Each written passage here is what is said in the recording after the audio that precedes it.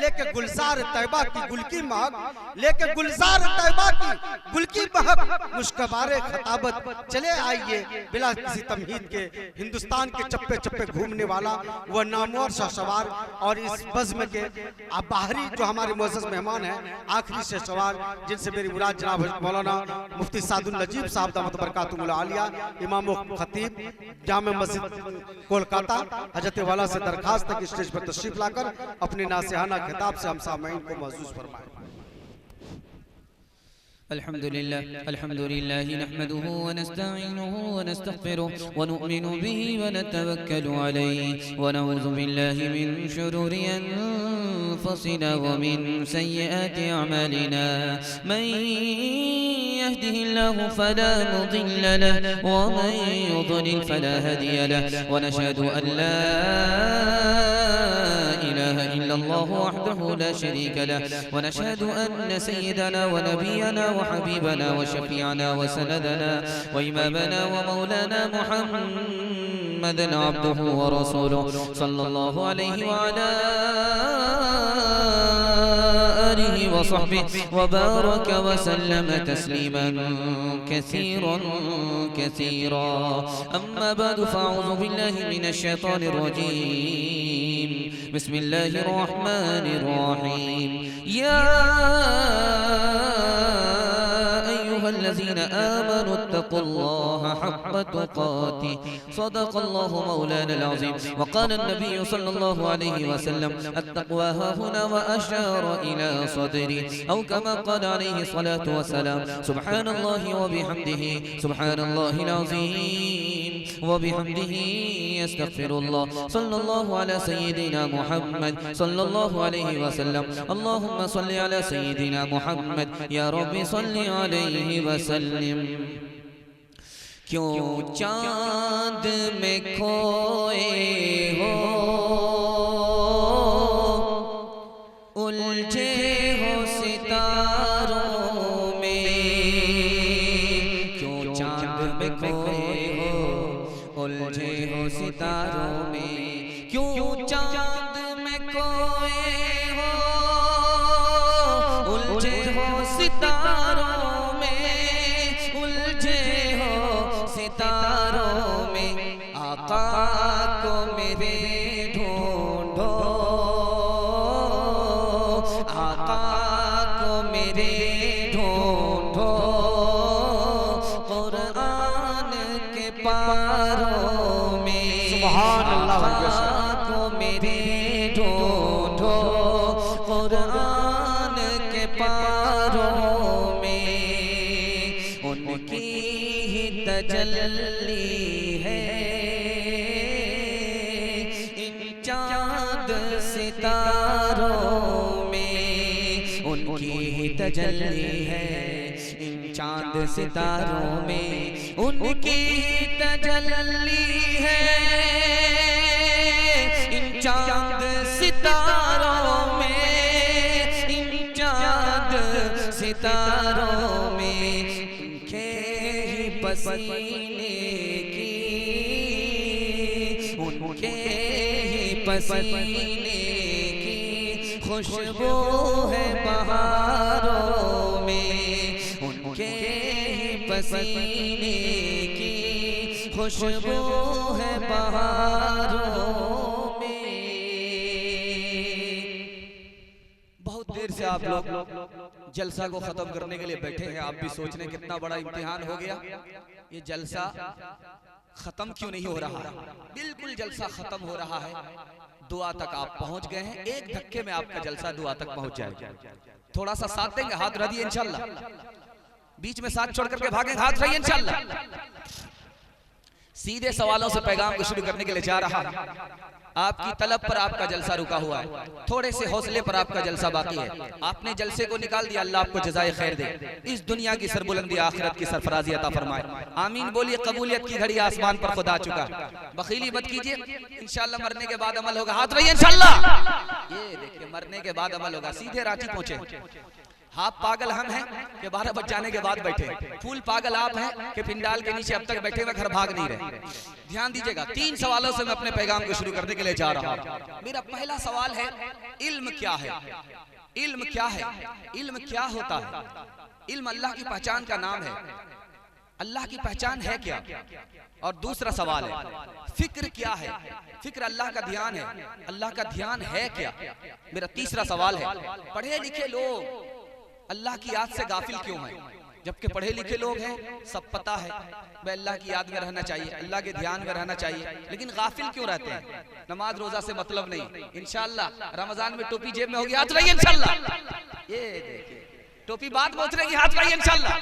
ये देखिए, सब में उतारे, कन्या के भी मामू, दुल्हा के भी मामू, सब में हाथ उठारे। अगर आप लोग सही हाथ नहीं उठाया तो जनाजा ही पढ़ करके चला जाओ। ध्यान दीजिएगा। मेरा तीसरा सवाल था कि पढ़े लिखे लोग अल्लाह की याद से गाफिल क्यों रहते हैं?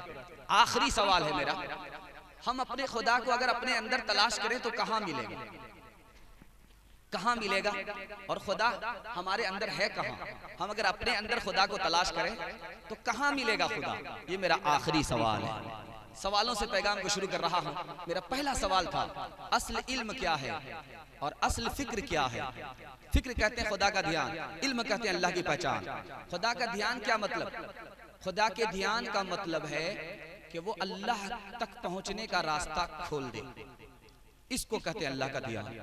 अल्लाह की तरफ हम ध्यान दे रहे हैं, रास्ता खुल रहा है, इसका मतलब है कामयाब हो रहा है। असल इल्म क्या है? जो खुदा तक खुदा के बंदे को पहुंचा दे। तीसरा सवाल था, पढ़े लिखे लोग खुदा की याद से गाफिल क्यों रहते हैं? सैयद सुलेमान नदवी रहमतुल्लाह अलैह ने लिखा है, असल में एक है इल्म, एक है नूर। एक है इल्म, एक है नूर। इल्म का मतलब खुदा की पहचान, नूर का मतलब रोशनी। इल्म तो किताब से मिल जाता है, लेकिन नूर किताब से नहीं मिलता, बुजुर्गों के सीने से मिलता है। सीना बसीना मुंतकिल होता है। हमने इल्म तो किताब से ले लिया, लेकिन नूर हासिल नहीं हुआ, इसलिए अमल पर खड़े नहीं हो पाते। आखिरी सवाल था, हम अपने अंदर खुदा को तलाश करेंगे तो खुदा कहां मिलेगा? दिल के अंदर खुदा मिलेगा। खुदा दिल के अंदर रहा करता है। छोटी सी मिसाल दे रहा हूं, तजर्बा है, तजर्बा करके देख लीजिए। रात का सन्नाटा है, आप बकरी चुराने के हवाले से निकलिए, आपका दिल धड़केगा। बकरी चुराने के लिए आप निकले हैं, आपका दिल धड़केगा। और आप मस्जिद की तरफ जा रहे हैं, अपने दोस्त अहबाब के साथ जा रहे हैं, इलाज के लिए जा रहे हैं, तो आपका दिल नहीं धड़कता है। ये दिल क्यों धड़का? इस पर आप गौर कीजिए, किसने धड़काया? हमारे मोबाइल में जब नंबर डायल होता है तब घंटी कहीं बजती है, यहाँ किसने घंटी बजाई? किसी ने नहीं देखा रात के अंधेरे में, लेकिन खुदा ने देख लिया। बंदा, तुम्हारा गलत कदम उठ रहा है, तो दिल में तो आता है, समझ में नहीं आता, बस जान गया मैं तेरी पहचान यही है। खुदा के काम देखो बात क्या है और क्या पहले नजर आता है मुझको, बद्र से गारेरा पहले न रखेगा खुदा बेगाना तुझको नूर बातिन से, मगर लाजिम है पैदा कर दिले हक आशना पहले तेरी तालीम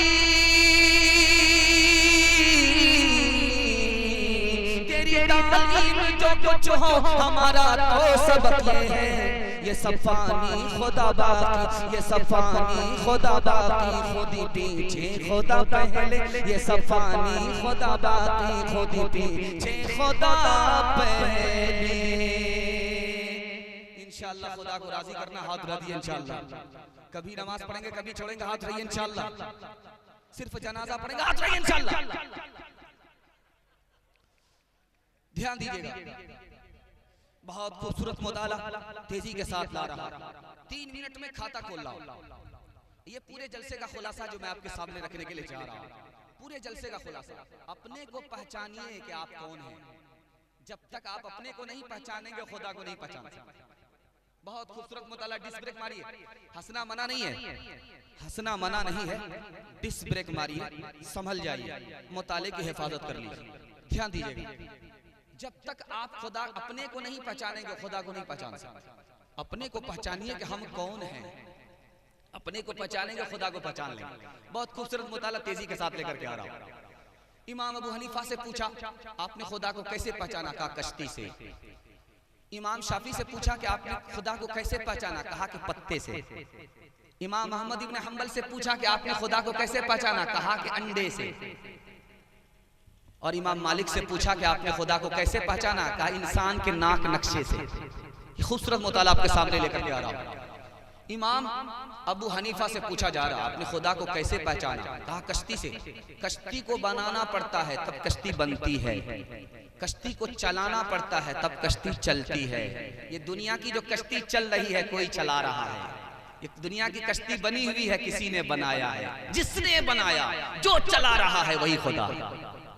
दूसरी मिसाल ला रहा, इमाम शाफी से पूछा जा रहा आपने खुदा को कैसे पहचाना? कहा पत्ते से। कहा पत्ते से कैसे पहचाना? कहा कि पत्ते को बकरी खाती है, दूध पैदा होता है। मक्खी खाती है शहद की, शहद तैयार होता है। रेशम का कीड़ा खाता है, रेशम तैयार होता है। हिरन खाता है, मुश्क तैयार होता है। एक चीज, एक पत्ते से चार चीजें तैयार हो रही हैं। जो पैदा कर रहा है वही खुदा। तीसरी मिसाल ला रहा हूं, बहुत ध्यान से सुनिएगा। इमाम अहमद इब्न हंबल से पूछा आपने खुदा को कैसे पहचाना? कहा चांदी के महल से, सोने के महल से। कहा सोना और चांदी का महल कहाँ है? कहा दरवाजा नहीं। अरे भाई थोड़ा सा इन शैतानों को खामोश कीजिए, ये अठन्नी चवन्नी इनको थोड़ा सा खामोश कर दीजिए, ध्यान दीजिएगा। चांदी के महल से, सोने के महल से। कहा सोना और चांदी का महल? कहा हर घर के अंदर होता है। कहा कि वो कौन सा महल है? कहा कि अंडा, उसमें खिड़की नहीं है, दरवाजा नहीं है। जो ऊपर की सफेदी है वो चांदी का महल है, जो अंदर की जर्दी है वो सोने का महल है। मुर्गी चंद रोज बैठती है, खिड़की और दरवाजा नहीं है।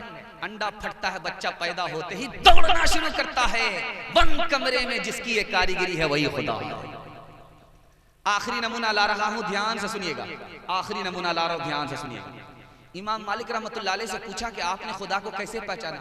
का इंसान के नाक नक्शे से। आईने के सामने आ जाइए, अपने चेहरे को देखिए, नाक में जो सुराख है कितनी बेहतरीन मशीन ने इसमें सुराख किया होगा। पेशानी को किस मशीन ने तराशा? यहाँ बाल है, रुखसार पर बाल, सर में बाल है, पेशानी में बाल। इतना ढांचा और सांचा किस खुदा ने बनाया? जिसने बनाया वही खुदा। आखिरी मिसाल दे रहा हूं, ध्यान से सुनिएगा। जौहरी है, गले में हीरा है, सफर कर रहा है, चोर की नीयत खराब हो गई, 7 हो गया। मालूम करने के लिए कि जहां मौका मिलेगा 9-11 हो जाएंगे, हीरा हाथ साफ करेंगे, 9-11 हो जाएंगे। 3 दिन तक मौका नहीं मिला, हाथ जोड़ करके खड़ा हो गया चोर जौहरी के सामने कि तुम आदमी हो या अजूबा हो, जादूगर हो। दिन में हीरा रहता, रात में हीरा कहाँ चला जाता? का तुमने कहाँ तलाश किया था? का तुम्हारे सामान में। करे बेवकूफ, अपने सामान में तलाश करता। मैं तो दिन में गले में हीरा रखता था, रात में तुम्हारे सामान में छुपा देता। अगर अपने सामान को तलाश करता तो हीरा मिल जाता। किसी आरिफ ने कहा कि ओ मुसलमान, तू खुदा को कहाँ तलाश कर रहा है? तुम्हारे दिल के अंदर खुदा मौजूद है। आखिरी मिसाल दे रहा हूं, पैगाम को खत्म कर रहा हूं। अल्लाह ने मलकुल मौत से पूछा, इतने लोगों की रूह कब्ज करते हो, तुम्हें तरस नहीं आता? इतने लोगों की रूह कब्ज करते हो, तरस नहीं आता? तो मलकुल मौत ने कहा कि मेरे खुदा मैं क्या करूं, तेरा हुक्म होता है, मैं रूह कब्ज करता हूं। लेकिन मुझे जिंदगी में एक वाकया याद है। कश्ती चल रही थी समंदर में, कश्ती में लोग सवार थे, एक दूध पीता बच्चा भी था, उसकी माँ भी थी। तुम्हारा हुक्म आया कश्ती को फोड़ दो, सबको डुबा दो। मैंने सबको डुबा दिया। तुम्हारा हुक्म आया एक दूध पीते बच्चे को माँ को छोड़ दो, मैंने तख्ते पर बिठा दिया। उसके बाद तुम्हारा हुक्म आया बच्चे को माँ से जुदा कर दो, माँ की रूह कब्ज कर लो। उस वक्त मेरे दिल पे क्या गुजरी मैं बता नहीं सकता। तू तो खुदा है, खुद जानता है मेरे दिल पे क्या गुजरी। बच्चे को जिस वक्त माँ से जुदा कर रहा था, मेरे दिल पर क्या गुजरी मैं बता नहीं सकता। तो अल्लाह ने कहा उस बच्चे का हाल सुनना चाहते हो? कहा कि सुनाइए। कहा कि उस बच्चे को मैंने बचाया, माँ की रूह तो कब्ज कर लिया, लेकिन मैंने दरिया की मौज को हुक्म दिया इस बच्चे को डुबाना नहीं, ये यतीम है। माँ का सहारा टूट गया है लेकिन खुदा का सहारा बाकी है। दरिया की मौज ने उसे टघार टघार करके किनारे पहुंचाया। मैं चीते को मैंने हुक्म दिया कि तू इस बच्चे को दूध पिला, ये यतीम है, इसे खाना नहीं, इसकी परवरिश कर। चीते ने इसको दूध पिलाया। जब ये बड़ा हुआ तो मैंने जिन्नात को हुक्म दिया कि ये बच्चा यतीम है, इसको बोलना सिखाओ। बोलना सिखाया। ये जब बड़ा हुआ तो आगे चल करके मेरे एहसान का क्या सिला इसने दिया।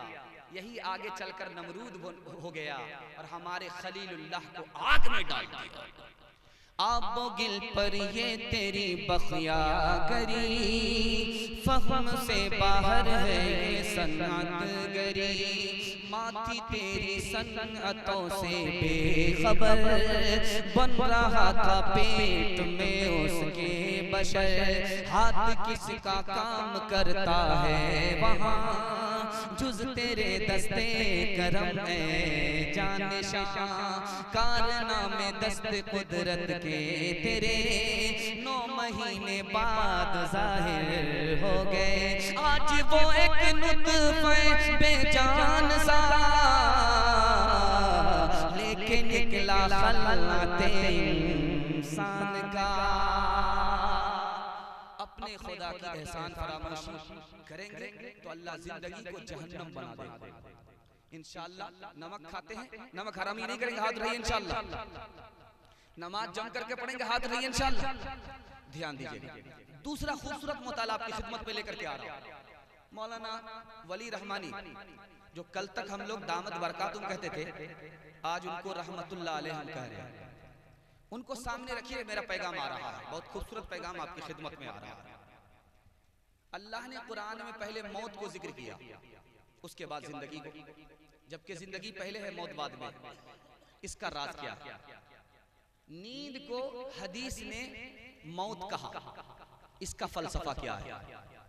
हदीस कहती है कि मरने से पहले मर जाओ, इसका मतलब क्या हुआ? मौत क्यों आती है? मौत आदमी को क्यों आती है? 3 वजह से मौत आती है।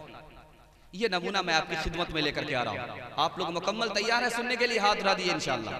हाथ जितनी तेजी से आप उठाएंगे तो समझ में आएगा आप जोश में हैं, होश में, और जलसे की हिफाजत कर। ध्यान दीजिएगा, कुरान ने पहले मौत को जिक्र किया, उसके बाद जिंदगी को, जबकि जिंदगी पहले है, मौत बाद में। दो मतलब है इसके।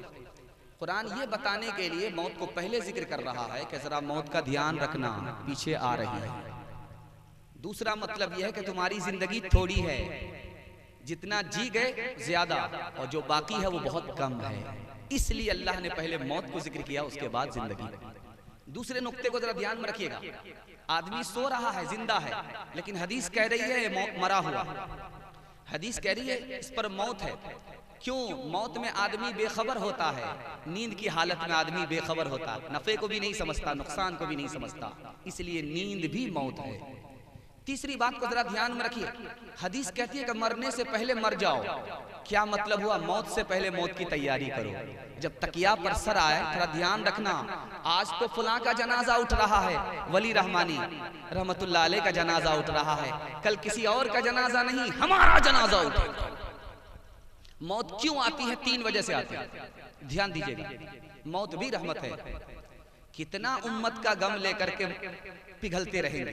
अल्लाह भी तो देखता है कि बंदे को आराम चाहिए, मौत दे दी।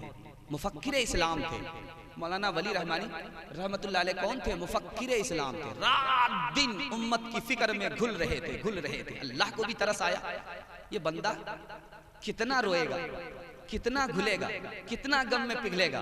अल्लाह ने नींद में सुला दिया, आराम के लिए सुला दिया। नींद भी रहमत है। नींद मौत 3 वजह से आती है। पहली वजह, मौत क्यों आती है? ताकि ये दुनिया आबाद रहे। अगर मौत नहीं आएगी तो दुनिया में पैर रखने की जगह नहीं होगी, दुनिया में पैर रखने की जगह नहीं होगी। मौत क्यों आती है? ताकि आने वाली नस्ल को नई तालीम मिल सके, इसलिए मौत आती है। मौत क्यों आती है? ताकि आने वाले बच्चों का कमाल दुनिया के सामने आ सके। पहले के लोग लकड़ी का पुल बनाते थे दरिया में, और आज के लोगों को अल्लाह ने ऐसा दिमाग दिया है, इतना बड़ा पुल यहाँ से वहां तक बना लेते हैं, ताकि दुनिया को पता चले कि बाद आने वाले लोगों का दिमाग पहले के लोगों से बड़ा है। कमाल दिखाना है अल्लाह को, इसलिए मौत तारी करते हैं। आखिरी वजह बता रहा हूं मौत क्यों आती है, आपका दिल खुश हो जाएगा, ताकि खुदा के बंदे की खुदा से मुलाकात हो जाए। अब बताइए, मौत के बगैर खुदा के बंदे की खुदा से मुलाकात होगी? नहीं होगी। तो मौत ये तोहफा है, खुदा के बंदे की खुदा से मुलाकात हो जाती है। अब मैं 3 मिसाल आपको दे रहा हूं, पैगाम को खत्म कर रहा हूं, ध्यान से सुनिएगा। फरीदुद्दीन अत्तार बहुत बड़े ताजिर हैं, इतर की दुकान है, सूफी नहीं है और अभी वली आदमी नहीं है, एक ताजिर आदमी। एक मजलूब आया, कहा सदका दो, कहा थोड़ा सबर करो पहले गाहक को निकालने दो। कहा सदका दो, कहा थोड़ा सबर करो पहले गाहक को निकालने दो। तीसरी बार कहा सदका दो, कहा थोड़ा सबर करो गाहक को निकालने दो। उस मजदूर ने कहा कि लगता है इसको मरना ही नहीं है। तो इनको गुस्सा आया कि क्या तुम्हें नहीं मरना? कहा कि हम तुम्हारी तरह नहीं मरेंगे, हम मरेंगे तो ऐसे ही मरेंगे। बस गाल पर हाथ रखा, रूह कब्ज हो गई। बस ऐसा जिंदगी में झटका आया कि दुकानदारी को छोड़ी, दुनियादारी दीनदारी पर आ गई। दूसरी मिसाल ला रहा हूं, बहुत ध्यान से सुनिएगा। बादशाह छत पर बैठा हुआ है, एक आदमी अचानक आया। बादशाह ने पूछा कि तू कौन है? कहा कि मैं दोस्त हूं। कहा क्यों आए हो? कहा मैं ऊंट तलाश कर रहा हूं। कहा तेरा दिमाग खराब हुआ है? ये हमारी छत पर बादशाह के महल पर कहीं ऊंट मिला करता है? उसका प्यारा जवाब सुनिए, अगर छत पर ऊंट नहीं मिल सकता तो नरम गद्दे पर खुदा भी नहीं मिल सकता। तीसरी मिसाल ला रहा हूं, बहुत ध्यान से सुनिएगा। तीसरी मिसाल ला रहा हूं, लड़की है, नौकरानी है, बादशाह का बिस्तर लगाती है, फूल का बिस्तर है। बादशाह को आने में देर है, ख्याल हुआ कि अभी बादशाह को आने में देर है, थोड़ा सा फूल के बिस्तर पर सो करके देखना चाहिए कि फूल के बिस्तर का मजा कैसा होता है। जैसे ही सोती है आंख लग गई, बादशाह कमरे में दाखिल हो गया। अच्छा, इस नौकरानी की ये हिम्मत, मेरे बिस्तर पर सोती है। कोड़ा निकाला, बरसाना शुरू किया। लड़की रोती भी है, लड़की हंसती भी है। तो बादशाह को बड़ा ताज्जुब हुआ, रोती इसलिए है कि मैंने कोड़ा मारा, चोट लगी इसलिए रोती है, लेकिन हंसती क्यों है? तो बादशाह ने ताज्जुब से पूछा, ओ नालायक लड़की, अपनी हिमाकत पर हंसती है, हंसती क्यों है? कहा कि हुजूर हंसने की वजह यह है कि थोड़ी देर में आपके बिस्तर पर सोई, आपने मुझे इतने कोड़े मारे, आपने इस बिस्तर पर जवानी को गुजार दिया, बचपन से 55 में आ गए, बुढ़ापा आपने इस बिस्तर पर कर लिया, आपको खुदा रसूल से मतलब नहीं, खुदा तुम्हें कितने कोड़े मारेगा, इस ख्याल से मुझे हंसी आ रही है। आखिरी मिसाल दे रहा हूं, पैगाम को खत्म कर रहा हूं। अमीर का बेटा, गरीब का बेटा, दोनों आया है। अमीर का बेटा, गरीब का बेटा, दोनों आया है कब्रिस्तान। गरीब का बेटा, अमीर का बेटा, दोनों कब्रिस्तान आए। गरीब का बेटा से अमीर का बेटा कहता है कि देखो वो तुम्हारे बाप की कब्र है, ये मेरे बाप की कब्र है। तुम्हारे बाप की कब्र घास फूस की है, कब्र से पता चलता है कि तेरा बाप गरीब था और ये गरीब की कब्र है। और मेरे बाप की कब्र देखो पुख्ता सीमेंटेड है, खबर से पता चलता है कि मैं अमीर का बेटा हूं। उस गरीब के बेटे ने क्या जवाब दिया, उसको सुनाता हूं, पैगाम को खत्म कर रहा हूं। उसने कहा तुमने सही कहा, ये गरीब की कब्र है, घास फूस की कब्र है, कब्र से पता चलता है कि गरीब की कब्र है, और ये सीमेंटेड कब्र है, कब्र से पता चलता है कि ये तेरे बाप की कब्र है, तू अमीर का बेटा है। लेकिन याद रखो जब क़यामत कायम होगी, कब्र खुलेगी, मेरा बाप तो जल्दी से गर्दो गुबार मिट्टी झाड़ करके जन्नत में पहुंच जाएगा, और तुम्हारा बाप पत्थर ही हटाने में लगा रहेगा। रह के दुनिया में बशर को नहीं ज़ेबा गफलत, मौत का ध्यान भी लाजिम है कि हर आन रहे। जो बशर आता है दुनिया में ये कहती है क़ज़ा, मैं भी पीछे चली आती हूँ, ज़रा ध्यान रहे। ओ गाफिल इंसान, इंसान, ओ गाफिल इंसान, ओ गाफिल इंसान, इंसान, ओ गाफिल इंसान। आँखों से तूने अपनी कितने जनाजे देखे, हाथों से तूने अपने दफनाए कितने मुर्दे, अंजाम से तू अपने, अंजाम से तू अपने क्यों इतना बेखबर है। ओ गाफिल इंसान, इंसान, ओ गाफिल इंसान, ओ गाफिल इंसान, इंसान, ओ गाफिल इंसान। मखमल पे सोने वाले मिट्टी में सो रहे हैं, शाहो गदा यहाँ पर सब एक हो रहे हैं। दोनों हुए बराबर, दोनों हुए बराबर, ये मौत का असर है। ओ गाफिल इंसान, इंसान, ओ गाफिल इंसान, ओ गाफिल इंसान, इंसान, ओ गाफिल इंसान। बड़ा खूबसूरत मुताला आप आपकी खिदमत में आया, तेजी के साथ निकल गया। अब मैं आपको बताने के लिए जा रहा हूँ मौलाना वली रहमानी रहमतुल्लाह अलैह कितने बड़े आलिम थे, ये मैं आपको नमूना बताने के लिए जा रहा हूँ। उनका इंतकाल हो चुका है और हम लोग जो बैठे हैं पैगाम को सुनने के लिए, ये ताज़ियती पैगाम सुनने के लिए बैठे हैं। दुआ कीजिए अल्लाह उनको जन्नतुल फिरदौस में आला से आला मकाम अता फरमाए, पूरी उम्मत को उनका नेमल बदल अता फरमाए। पूरी उम्मत यतीम हो चुकी है, पूरी मिल्लत यतीम हो चुकी है, इतने बड़े आलिम को खो दिया। कितने बड़े आलिम थे ये नमूना मैं आपके सामने लेकर के आया। एक होता है आलिम कलम चलाता, एक होता है शहीद तलवार चलाता। दोनों में रुतबा बड़ा किसका होता है? एक आलिम कलम से किताब लिखता, दूसरा शहीद है तलवार चलाता। दोनों में रुतबा किसका बड़ा होता है? आलिम का रुतबा शहीद से बड़ा होता है। मैं वजह बता रहा हूं। आलिम जो होता है वो नबी का वारिस होता है और शहीद जो होता है नबी का खादिम होता है। खादिम से बड़ा रुतबा वारिस का हुआ करता है, आलिम का रुतबा शहीद से भी बड़ा। दूसरी वजह बता रहा हूं, जब शहीद तलवार चलाता है तो खून से जमीन को सींचता है, और जब आलिम कलम चलाता है तो वह इंसान को सींचता है, वो जमीन को और ये मकीन को, वो जमीन को ये इंसान को। इंसान के सींचने वाले का रुतबा जमीन के सींचने वाले से बड़ा होता है। तीसरी वजह बता रहा हूं, ध्यान से सुनिएगा। तलवार चलाने वाला तलवार चला रहा है, अल्लाह के रास्ते में तलवार चला रहा है। कोई जिंदा रहेगा, कोई शहीद होगा, कोई जिंदा रहेगा, कोई इंतकाल करेगा। लेकिन आलिम जब कलम चलाता है खुद भी जिंदा रहता है और जिसको तालीम करता है उसको भी जिंदा रखता है। वहां तो कोई मरता है कोई जीता है, यहाँ पर हर एक जिंदा रहते हैं, कोई मरता नहीं। चौथी वजह बता रहा हूं, जब शहीद टकराता है अपने दुश्मन से तो कोई जन्नत जाता है कोई जहन्नम जाता है। लेकिन आलिम जब दूसरे को इल्म देता है तो खुद भी जन्नत पहुंचता है, दूसरे को भी जन्नत ले जाता है। इसलिए शहीद से बड़ा रुतबा आलिम का है। मौलाना वली रहमानी रहमतुल्लाह अलैह ज़बान के भी मालिक थे, कलम के भी मालिक थे। कलम में भी उतनी ही ताकत थी, ज़बान में भी उतनी ही ताकत थी। दूसरी मिसाल ला रहा, आलिम और अवाम में फर्क क्या? एक होता है आलिम व अमल, एक होते हैं अवाम आम आदमी। दोनों में फर्क क्या? अबू हुरैरा रज़ियल्लाहु अन्हु की हदीस है, जब आलिम अपने गुनाह से माफी मांगता है तो 50 गुना माफ हो जाता है। जब आम आदमी अपने एक गुनाह से माफी मांगता, एक ही गुनाह माफ होता।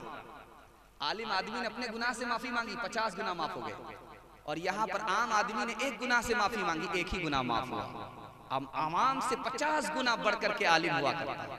आखिरी मिसाल दे रहा हूँ, वजीर बढ़ करके है या आलिम बढ़ करके है? दो भाई थे, एक ने इल्म हासिल किया आलिम बन गया, दूसरे ने माल जमा किया वजीर हो गया।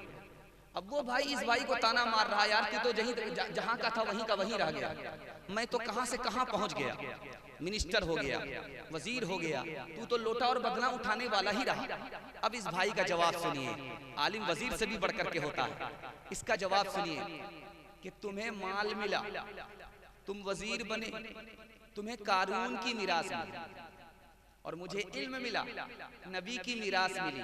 मैं कहां से कहां पहुंच गया, तू कहां का कहीं, तू जहां का था वहीं रहा।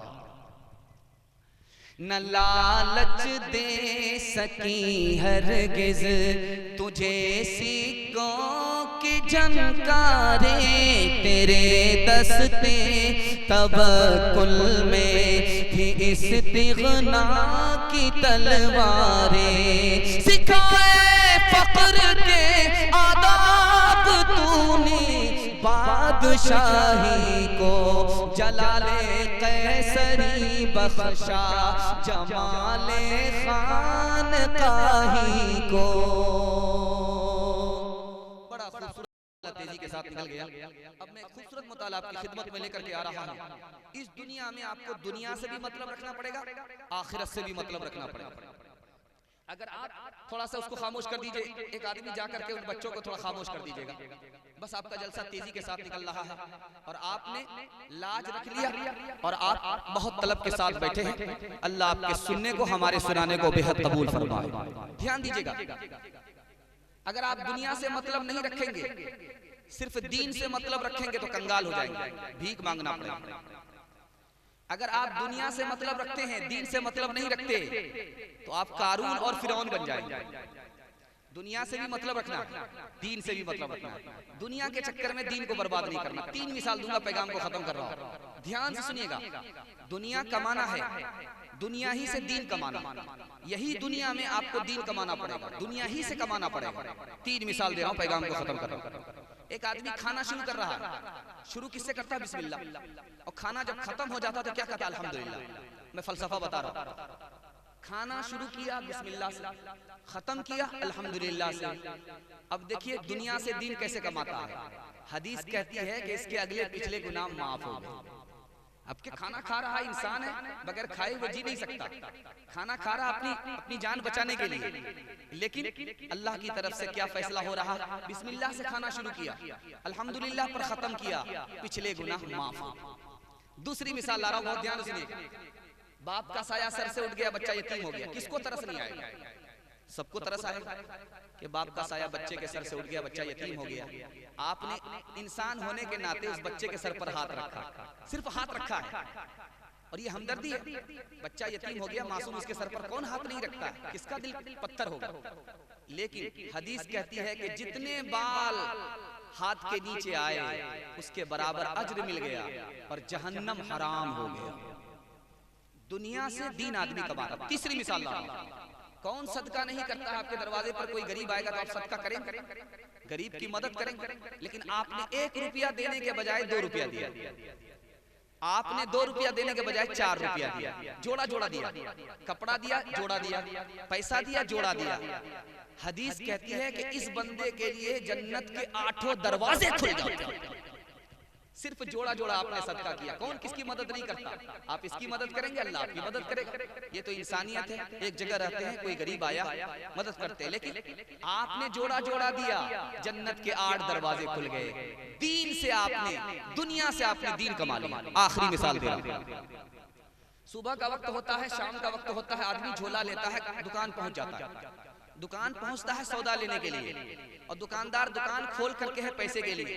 दुकानदार को पैसा चाहिए, ग्राहक को सौदा चाहिए, दोनों एक दूसरे का मोहताज है।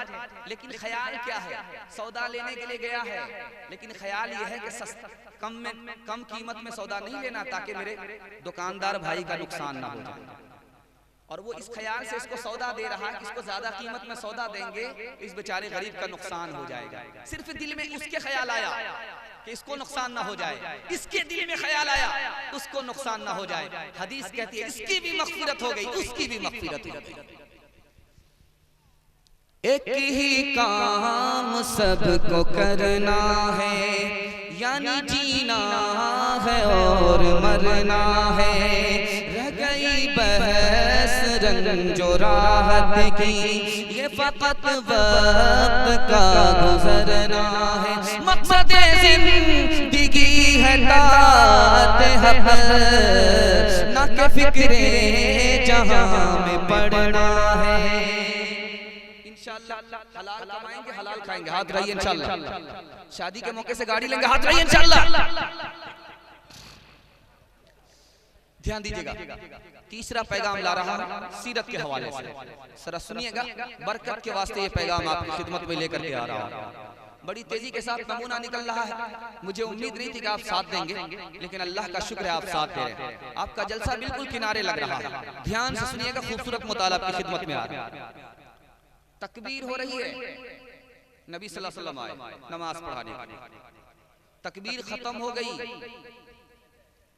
वापिस अपने कमरे आ गए, नमाज शुरू नहीं। उसके बाद वापिस आए। जब नमाज खत्म हो गई तो सहाबा ने पूछा, या रसूल अल्लाह बात क्या है? इधर तकबीर हुई और आपने नमाज नहीं पढ़ाई, घर वापिस चले गए। वहां से वापिस आकर के आपने दोबारा नमाज पढ़ाई।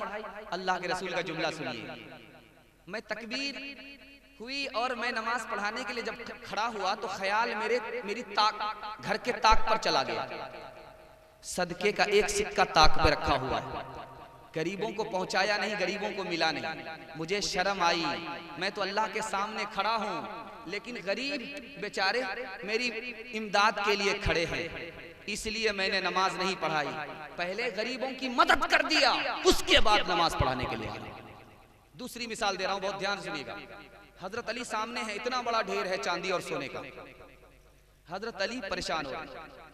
पूछने वाले ने पूछा कि इतना बड़ा ढेर है, आपको खुश होना चाहिए, सोना है चांदी है, इतना बड़ा ढेर आपको खुश होना चाहिए।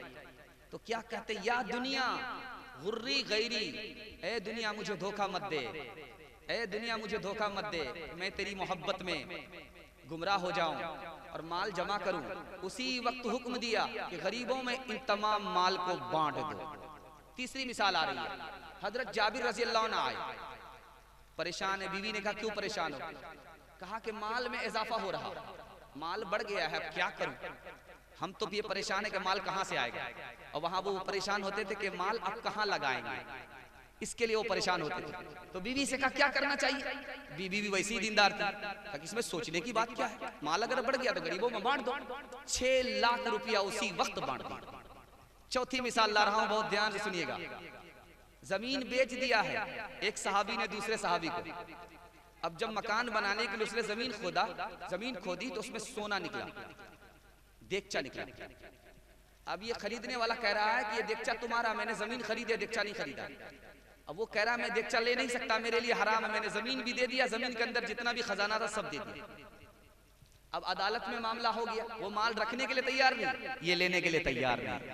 हजरत उमर का दौर है, हजरत उमर ने फैसला किया कि तुम्हारी बेटी है, कहाँ बेटी है? क्या तुमको बेटा है, कहाँ बेटा है? क्या निकाह कर दो और ये माल दोनों को हदिये में दे दो। आखिरी मिसाल दे रहा हूं, इमाम अबू हनीफा रहमतुल्लाह अलैह ने एक आदमी को कर्जा दिया। वो आदमी सामने आता था, नजर चुरा करके भाग जाता था। आदमी सामना नहीं करता था, नजर बचा करके भाग जाता था। हजरत इमाम अबू हनीफा ने उसको पकड़ा, कहा तुम मुझसे भागते क्यों? कहा कि हुजूर मैंने आपसे कर्जा तो ले लिया है, लेकिन पैसा हाथ पर है नहीं, आपको कहां से दूं? कहा कि ये माल भी अजीब चीज है, ताल्लुक खराब कर देता है। ये माल भी अजीब चीज है, ये ताल्लुक खराब कर देता है। चलो अगर तुम्हारे हाथ पर पैसा नहीं तो मैं माफ करता हूँ, लेकिन आगे ताल्लुक खराब मत करना। वो अजब लोग थे, वो अजब लोग थे, जान क्या लोग थे, वो अजब लोग थे, जान क्या लोग थे। जिंदगी छोड़ दी बंदगी के लिए, वो अजब लोग थे, जान क्या लोग थे। वो अजब लोग थे, जान क्या लोग थे। जिंदगी छोड़ दी बंदगी के लिए, एक हम लोग हैं, जाने क्या लोग हैं, एक हम लोग हैं, जाने क्या लोग हैं। बंदगी छोड़ दी जिंदगी के लिए।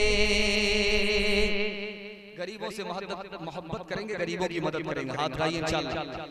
मैंने ये पैगाम आपको इसलिए सुनाया है कि मुझे मालूम हुआ कि ये जो जलसा हो रहा है जवानों की तरफ से हो रहा है। जवानों ने कमेटी बनाई है, उस कमेटी का मकसद क्या है कि महीना में 100-100 रुपए जमा किया जाए, गरीबों की इससे मदद की जाए, गरीबों की बेटी की शादी कराई जाए, गरीबों में मदद की जाए, उसके कफन और दफन का इंतजाम किया जाए। मुझे बहुत खुशी हुई, इसके हवाले से मैंने पैगाम आपको दिया है। मुफ्ती सोहराब साहब दामत बरकातुम इमारत शरिया वाले हर जलसे में ये पैगाम देते थे कि भाई कमेटी बनाओ, कमेटी बनाओ, कमेटी बनाओ, और गांव के लोगों की मदद के लिए खड़े हो जाओ। अल्लाह का शुक्र है कि वो बोलते रहे, उसका असर नहीं लिया गया, लेकिन अल्लाह का शुक्र है कि आज उस पर अमल हो रहा है। मुझे बहुत खुशी हुई। इन जवानों के वास्ते दुआ कीजिए, अल्लाह इनकी उम्र में खूब खूब बरकत अता फरमाए, इनको दीन का हाफिज, दीन का मुहाफिज बनाए। सीरत के हवाले से एक खूबसूरत मुताला आपकी खिदमत में ला रहा हूं, सुनने के लिए आप लोग तैयार हैं? दोनों हाथ उठाइए इंशाअल्लाह। बीवी से पूछ करके दाढ़ी रखेंगे, हाथ उठाइए इंशाअल्लाह। ध्यान दीजिएगा, सीरत के हवाले से पैगाम आ रहा है, बहुत खूबसूरत मुताला तेजी के साथ लेकर के आ रहा है। ध्यान दीजिएगा, नबी सल्लल्लाहु अलैहि वसल्लम नीचे की मंजिल में रहते हैं और अय्यूब अंसारी रजी अल्लाह अन्हु ऊपर की मंजिल में रहते हैं। ध्यान दीजिएगा, बहुत खूबसूरत मुताला आपकी खिदमत में लेकर के आ रहा है।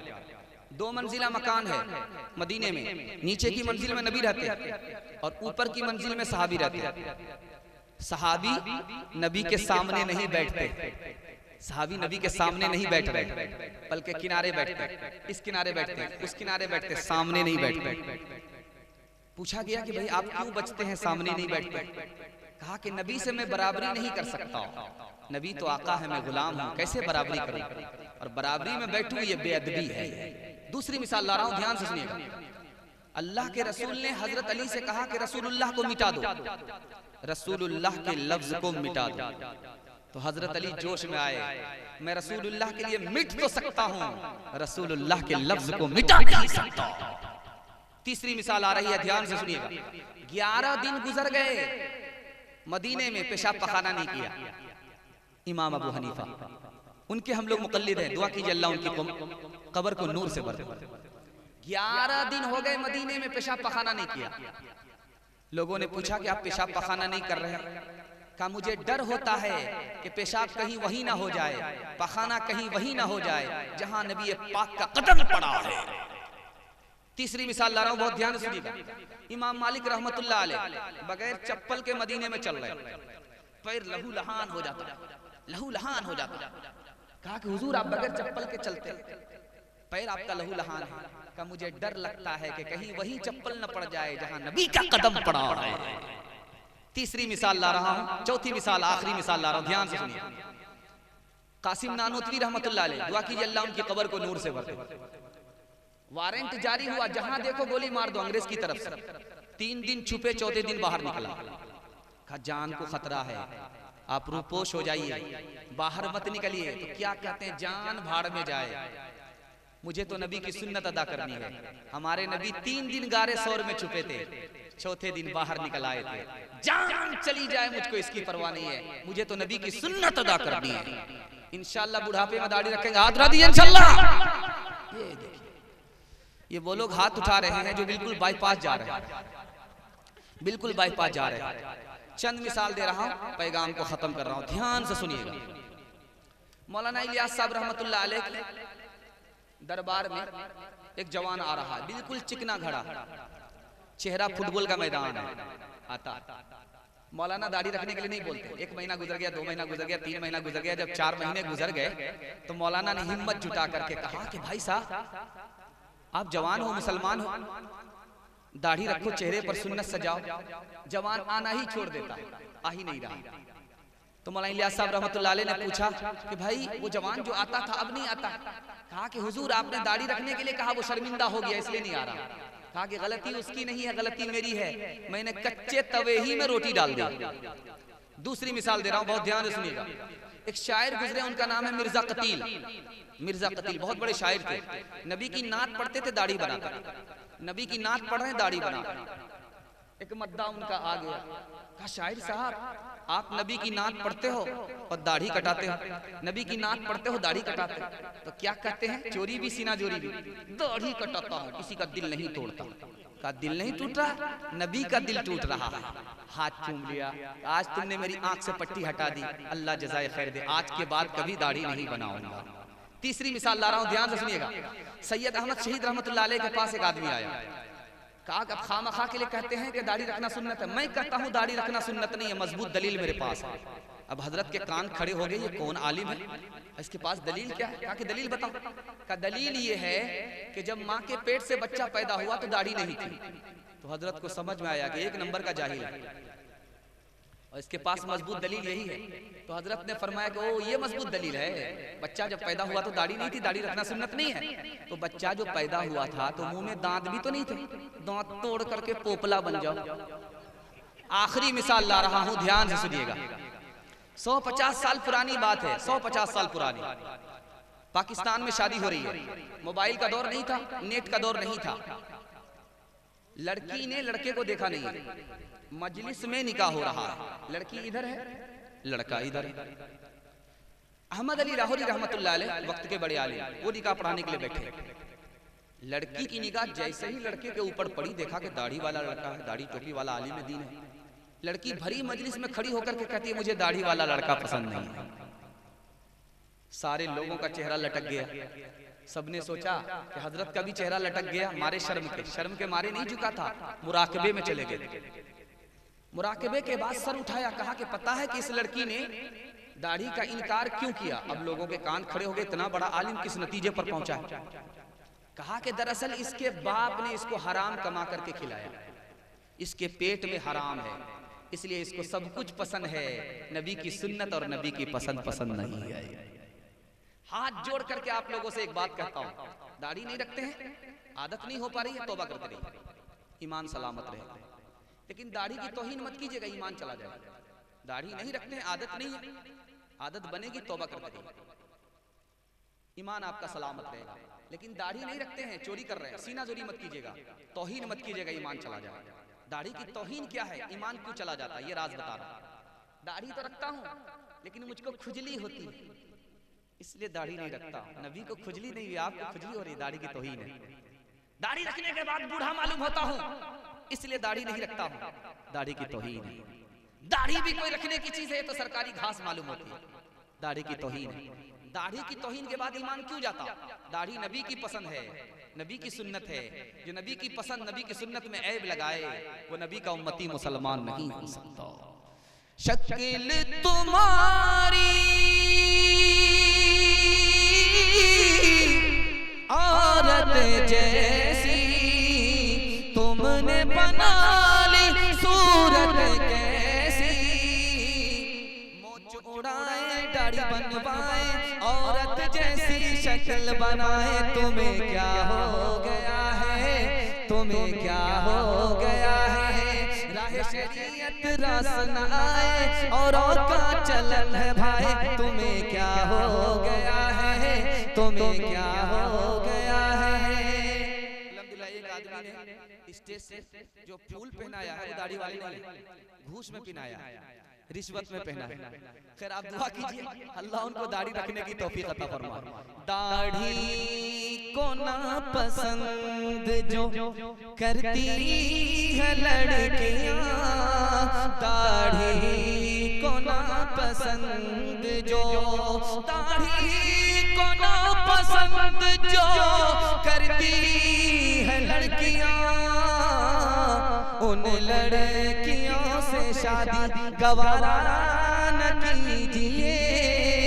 इंशाअल्लाह उन लड़कियों से शादी के हाथ उठा दिए, इंशाअल्लाह। इसमें बूढ़े भी हाथ उठा रहे, दूसरी शादी का इरादा है क्या? इतने चैनल वाले हैं, अगर बीवी ने देख लिया तो खाना दाना सब बंद हो जाए। ध्यान दीजिएगा, बड़ी तेजी के साथ बहुत खूबसूरत मुताला निकल गया। ये रमजान आ रहा है, रमजान आने वाला है, इंशाअल्लाह रोजा रखेंगे, हाथ उठा दिए इंशाअल्लाह। पानी पी करके रखेंगे, हाथ उठाइए इंशाअल्लाह। कोठी पर का रोजा रखेंगे, हाथ उठाइए इंशाअल्लाह। बस ध्यान दीजिएगा, रमजान आ रहा, बहुत खूबसूरत मुताला रमजान के हवाले से आपको सुना रहा। उसके बाद जवान तक पहुंचूंगा, बच्चे और बूढ़े तक, औरत तक पहुंचने के बाद आपका जलसा खत्म हो जाएगा। अल्लाह आपको जज़ाए खैर दे। आप दिल से सुन रहे हैं, ध्यान से सुन रहे हैं। इस वक्त में जलसे का जनाजा निकल जाता है, लेकिन आपने ऐसा बना दिया कि ऐसा लगता है कि जलसा अभी शुरू हो रहा है। अल्लाह आपको सुनने को, हमारे सुनाने को बेहद कबूल फरमाए। ध्यान दीजिए, 3 मुताला मैं आपके सामने रखने के लिए जा रहा हूं, इसको अदब से सुनिएगा, आपको रोजा रखने में हिम्मत होगी, हौसला मिलेगा। ध्यान दीजिएगा, अल्लाह कहता है रोजा मेरे लिए, जबकि नमाज भी अल्लाह के लिए। इसका क्या मतलब हुआ? रमजान में शैतान कैद में है, फिर भी गुनाह हो रहा है, इसकी क्या वजह? छोटा बच्चा रोजा रख लेता है, बच्चे का बाप रोजा क्यों नहीं रखता? ये 3 मुताला मैं आपकी खिदमत में लेकर के आ रहा हूं। अल्लाह फरमाता है रोजा मेरे लिए है, जबकि नमाज भी अल्लाह के लिए है। पहला मतलब, हम नमाज पढ़ते हैं अल्लाह के लिए, गैर मुस्लिम नमाज पढ़ते हैं देवी देवता के लिए। हम ज़कात देते हैं अल्लाह के लिए, देवी देवता, गैर मुस्लिम दान खैरात करते हैं देवी देवता के लिए। हम कुर्बानी देते हैं अल्लाह के लिए, और देवी देवता बल्ली गैर मुस्लिम बल्ली देते हैं देवी देवता के लिए। लेकिन एक काम है जो हम करते हैं वो नहीं करते, हम अपने खुदा के लिए रोजा रखते हैं, वो रोजा नहीं रखते, इसलिए अल्लाह ने फरमाया रोजा मेरे लिए। दूसरी बात पर ध्यान दीजिएगा, आदमी ज़कात दे रहा है, दूसरे लोग तारीफ कर रहे हैं, रियाकारी हो सकती है। आदमी हज करके आ रहा, वहां से आने के बाद लोग हाजी कह रहे हैं, रियाकारी हो सकती है। आदमी नमाज पढ़ रहा है, दूसरे लोग नमाजी कर रहे हैं, रियाकारी हो सकती है। एक अमल है जिसमें रियाकारी नहीं हो सकती, वो है रोजा, इसलिए अल्लाह ने फरमाया रोजा मेरे लिए। तीसरी बात को जरा ध्यान में रखिएगा, आदमी हज पे गया है, अपनी आंख से मक्का को देख रहा है, हज पे गया है, अपनी आंख से मदीने को देख रहा है, मजा आ रहा है।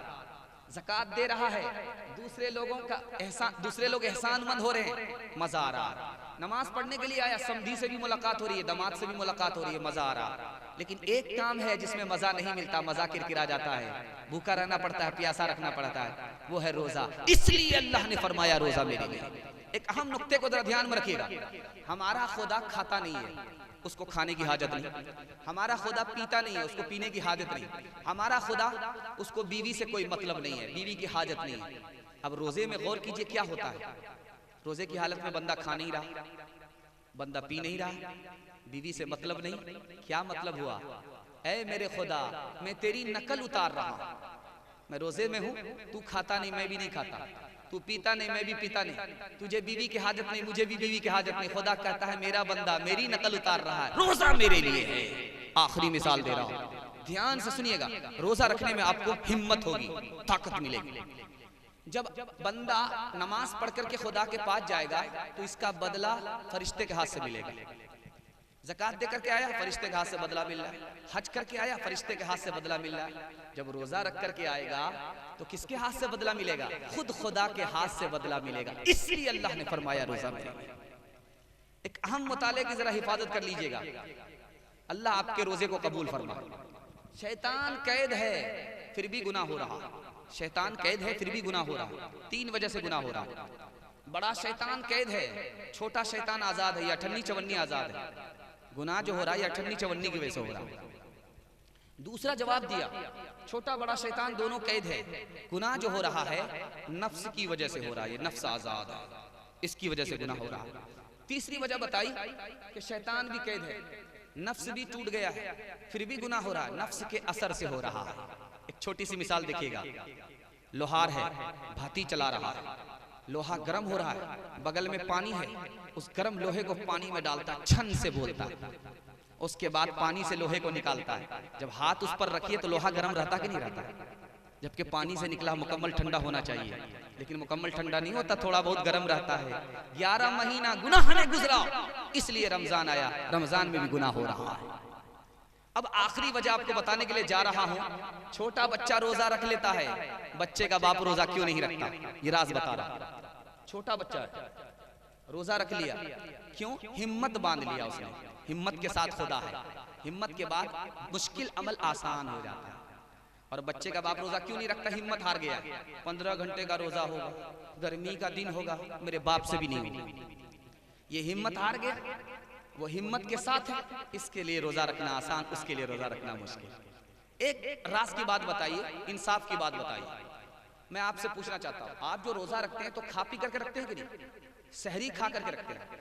सहरी का मतलब है बिल्कुल रात खत्म हो रही उस वक्त सुबह में आप सहरी खा रहे हैं, और खाया हुआ पेट में है, पानी भी है, दाना भी है, भूख नहीं लग रही है, प्यास नहीं लग रही, सुबह का वक्त हो गया, आप काम काज के लिए गए, वहां से वापिस आए, आपने गुस्ल कर लिया, पूरा बदन आपका ठंडा हो गया, आपको भूख नहीं लग रही, प्यास नहीं लग रही, आप सो गए और सोते रहे, असर का वक्त हो गया, अब आंख खुली है, अब आपको प्यास लग रही है, भूख लग रही है। कितनी देर का रोजा है? थोड़ी देर का रोजा है। हिम्मत कीजिए, रोजा रखना आसान है।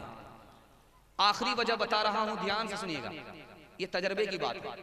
जब शाबान का महीना खत्म हो जाएगा, रमजान शुरू होने वाला होगा, तो हिम्मत चोरों को देखिएगा, एक एक पोटली दवाई रख लेते हैं, एक एक पोटली। अब अगर समधी आए, देखिए ना, इसकी वजह से रोजा नहीं रखते। दामाद आया, देखिए ना, इसकी वजह से रोजा नहीं रखते। ये बहाना सबसे चलेगा, खुदा से नहीं चलेगा। एक आदमी था, बहुत बड़ा भूमियार था, रोजा नहीं रखता था, और बीवी से कहता था फुलौरी बनाओ, घुमनी बनाओ, कचरी बनाओ, ये फरमाइश वो फरमाइश, ये पेट है कि इंडिया गेट है, उस गोदाम को भरता, रोजा नहीं रखता। जब उसको भूख प्यास लगती थी, वो करता क्या था? लुंगी लेकर के दरिया में डुबकी लगाता था, अब बीच में मुंह खोल देता था, जी भर करके पानी पी लेता था, ऊपर से फिटफाट, नीचे से मकामा घाट। 99 दिन चोर के एक दिन कोतवाल का, अल्लाह को चोरी पकड़ा नहीं थी। एक दिन इत्तेफाक से लुंगी लेकर के जैसे ही उसने डुबकी मारी, मुंह खोला तो पानी जाने के बजाय टेंगड़ा मछली मुंह में चली, दायां काटा दाईं तरफ, बायां काटा बाईं तरफ, अब मुंह बादी। अब डॉक्टर के पास उसको लाया गया कांटा निकालने के लिए, मछली निकालने के लिए। तो डॉक्टर ने कहा कितना बड़ा अहमक आदमी मालूम होता है, अगर ये मुंह खोल करके सोएगा तो मक्खी जाएगी, ये मछली कैसे चली गई? ओ ये मामला है, अंदर से गोलमाल था। 99 दिन चोर के, एक दिन कोतवाल का।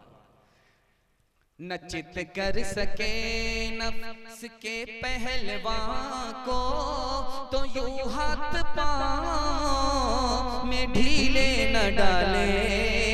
न चित कर सके नफ्स के पहलवान को, तो यूं हाथ पांव में ढीले न डाले। तो यूं हाथ पांव में ढीले न डाले।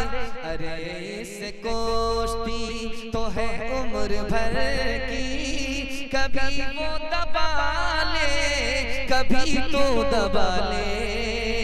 बड़े मोजी को मारा, नफ्स अम्मारा को घर मारा, नहंगो अज़दहा वो शेर नर मारा, तो क्या मारा गया शैतान।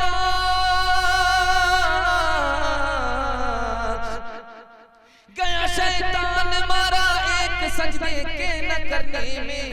अगर लाखों बरस सजदे में सर मारा, तो क्या मारा। अगर लाखों बरस सजदे में सर मारा, तो क्या मारा। इंशाल्लाह रोजा रखेंगे, हाथ रहिए। इंशाल्लाह रोजा थोड़ा रखेंगे, कफारा बाद में देंगे, हाथ रहिए इंशाल्लाह। ध्यान दीजिएगा, एक खूबसूरत मुताला जवानों के हवाले से ला रहा है। आप लोग सुनने के लिए तैयार है? दोनों हाथ उठाइए इंशाल्लाह। बूढ़े लोग गलती से हाथ मत उठाइएगा, आप लोग यहाँ जवान होने वाले नहीं है दोबारा। जितनी भी दुआ कर दी जाए तो आप लोग जवाब नहीं, जन्नत में जाकर के जवाब है। जवानों के हवाले से मैं आपको पैगाम देने के लिए जा रहा हूँ। हमारे जवानों की 3 गलती है। 3 गलती की वजह से हमारे जवान को तरक्की नहीं हो रही। ये राज बता रहा हूं, मैं गारंटी लेता हूं। आप 3 गलती से तौबा कर लीजिए, दुनिया आपके पीछे होगी, आपको दुनिया पीछे नहीं कर सकती। जवानों के हवाले से खूबसूरत मुताला आपकी खिदमत में लेकर के आ रहा हूं। हमारा जवान हो गया है मोबाइल बाज, फिल्म बाज। फिल्म बाज जवान कभी तरक्की नहीं कर सकता। मैं नुक्ता बता रहा हूं, उसका दिल सख्त हो जाता है, उसका दिल सिया हो जाता है, वो बेशरम और बेहया हो जाता है, उसके दिल में बुराई पैदा होती है, वो बुराई करता है, वक्त अलग बर्बाद होता है, पैसा अलग बर्बाद होता है, सेहत अलग बर्बाद होती है। 3 चीज जाने के बाद वापस नहीं आती। तीर कमान से निकला वापस नहीं होता, और जो जबान से बात निकल गई वो वापस नहीं होती, जो रूह निकल गई वो वापस नहीं होती, और जो उम्र कट गई वो कभी वापस नहीं होती। हर चीज आप वापस कर सकते हैं, लेकिन जो उम्र का हिस्सा आपका गुजर गया उसको आप वापस नहीं कर सकते। और हम दूसरी गलती बता रहे हमारे जवानों की, ये दूसरे की माँ बहन को अपनी माँ बहन नहीं समझते, दूसरे की माँ बहन पर हवस की निगाह डालते, जिना करने के चक्कर में रहते। ये नतीजा ये निकलता है, ये दूसरे की माँ बहन से जिना करते और इनकी माँ बहन को दूसरा अपनी माँ बहन नहीं समझते। आप खरबूजे को रंग देख करके रंग पकड़ता है। आप दूसरे की माँ बहन को अपनी माँ बहन समझिए, आपकी माँ बहन को दूसरा अपनी माँ बहन समझे। राज बता रहा हूं, ध्यान से सुनिएगा। ये दुनिया धोखे की चट्टी है। जो जवान जिना के चक्कर में पड़ गए वो कभी तरक्की नहीं करेंगे। मिसाल दे रहा हूं, जवान आया खानका, बैत लेकर के चिल्ला पूरा कर रहा है, लड़की आ रही है अंदर से खाना पहुंचा रही है, लड़का आंख लड़ाने लगा। लड़की ने कहा कि किस आवारा के पास मुझको बैठते हो, भेजते हो खाना लेकर के? वो तो आंख लड़ाता। अच्छा आंख लड़ाता, खानका आकर के चिल्ला पूरा करते हुए बैत लेने के लिए आए? अच्छा इलाज करते। शेख ने लड़की को दस्त की दवाई खिला दी, उसको दस्त आने लगा। 20-20 दस्त आए। लड़की जो खूबसूरत थी चुड़ैल हो गई, बदसूरत हो गई, गाल पिचक गए, आंख धंस गई, बिल्कुल बदसूरत हो गई। अब शेख ने कहा कि वो जो दस्त आया है उसको तश्त में रखो, फेंकना नहीं, ये खाना लो और लड़का के पास जाओ, देखें अब आंख लड़ाता है कि नहीं लड़ाता। अब तो वो सर गाड़ करके बैठ गया, सीधे सिलीगुड़ी में ही उठाएगा, उठा नहीं रहा। लड़की कह रही खाना लो, ले नहीं रहा, सर उठा ही नहीं रहा। शेख ने कहा कि ओ जवान सर उठाओ, वही लड़की है जिससे तुम आंख लड़ाते, वही खाना देने के लिए आई है। अब आंख लड़ाओ। आंख क्यों नहीं लड़ाते? थोड़ा बहुत कम हुआ है, 20 किलो जो पाखाना था पेट में वो बाहर निकल गया है, थोड़ा ही कम हुआ है। तुमको इस लड़की से मोहब्बत नहीं थी, इस पाखाने से मोहब्बत थी। शेख ने फिर तश्त दिखलाया उसे जो भरा था खादिमा के दस्त से, और कहा कि देख तालिब इसे सिर्फ ये निकला है इसके जिस्म से, बस तेरा माशूक ये पाखाना था, तू इसी का आपस दीवाना था, हुस्न जब मुसहिल से फीका पड़ गया, इश्क का बाजार ठंडा पड़ गया, इश्क का बाजार ठंडा पड़ गया। इंशाअल्लाह हमारे जवानों से जिना नहीं होगा, हाथ उठा दीजिए। इंशाअल्लाह इंशाअल्लाह अपनी पसंद से शादी करेंगे, हाथ उठाइए इंशाअल्लाह। बड़े बड़े आशिक की चोरी पकड़ी जा रही है, ध्यान दीजिएगा।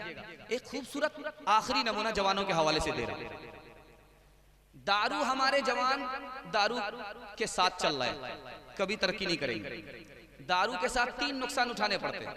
पहला नुकसान, जब आदमी दारू नहीं छोड़ता है तो जवानी में बूढ़ा मालूम होता है, जवानी में बूढ़ा मालूम होता है। कच्चा अंडा है, इसको तोड़िए, गिलास में डालिए और 1-2 बूंद शराब की उसमें डालिए, अंडा पक जाता है।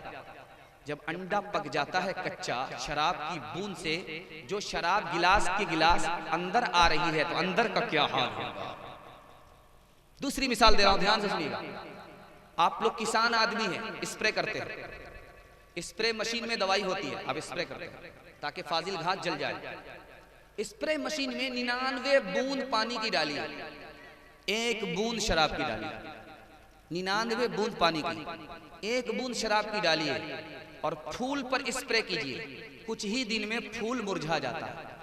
तो जो शराब अंदर जा रही है, अंदर का क्या हाल होगा, जवानी में बूढ़ा मालूम। आप देख रहे हैं, हट्टा कट्टा है, उल्लू का पट्टा है, भैंस का अंडा है, केले का छिलका है, ऊपर से फिटपाट है, नीचे से मकामा घाट। जब दारू नहीं छोड़ता, दूसरा नुकसान बता रहा हूं, जवानी में मौत आती। एक बादशाह गुजरा है सिकंदर, उसने पूरी दुनिया को फतह किया, लेकिन उसकी मौत कब आई? 33 साल की उम्र में, शराब पीने की वजह से। जब आदमी दारू नहीं छोड़ता तो जवानी में मौत आती है। तीसरा नुकसान बता रहा हूं, जब आदमी दारू नहीं छोड़ता तो मैदान हार जाता है, मैदान हार जाता है, बीवी बाल बच्चे सबको हार जाता है। बाबर बादशाह ने हमला किया इब्राहिम लोदी पर, शराब पीता था, हार गया। जब उसने तौबा किया कि मेरे परवरदिगार मैं तौबा करता हूं, मैं मैदान मार लूं, जैसे उसने शराब से तौबा किया और इब्राहिम लोदी पर हमला किया, मैदान मार जाता है। सैकड़ों साल के लिए उसके खानदान में हुकूमत आ जाती है।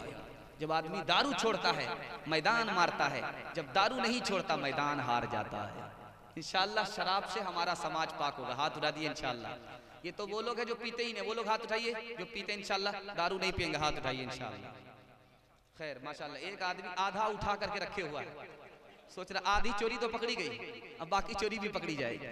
जवानों को जरा परवाह नहीं बेतदाली की, बुढ़ापे में नतीजे इसके ये नादान देखेंगे। गिलासों में जो डूबे फिर न उभरे जिंदगानी में, हजारों बह गए इन बोतलों के बंद पानी में। न कर बर्बाद अपनी जिंदगी बोतल के दीवाने, वो काटेगा बुढ़ापे में जो बोता है जवानी में। ये दारू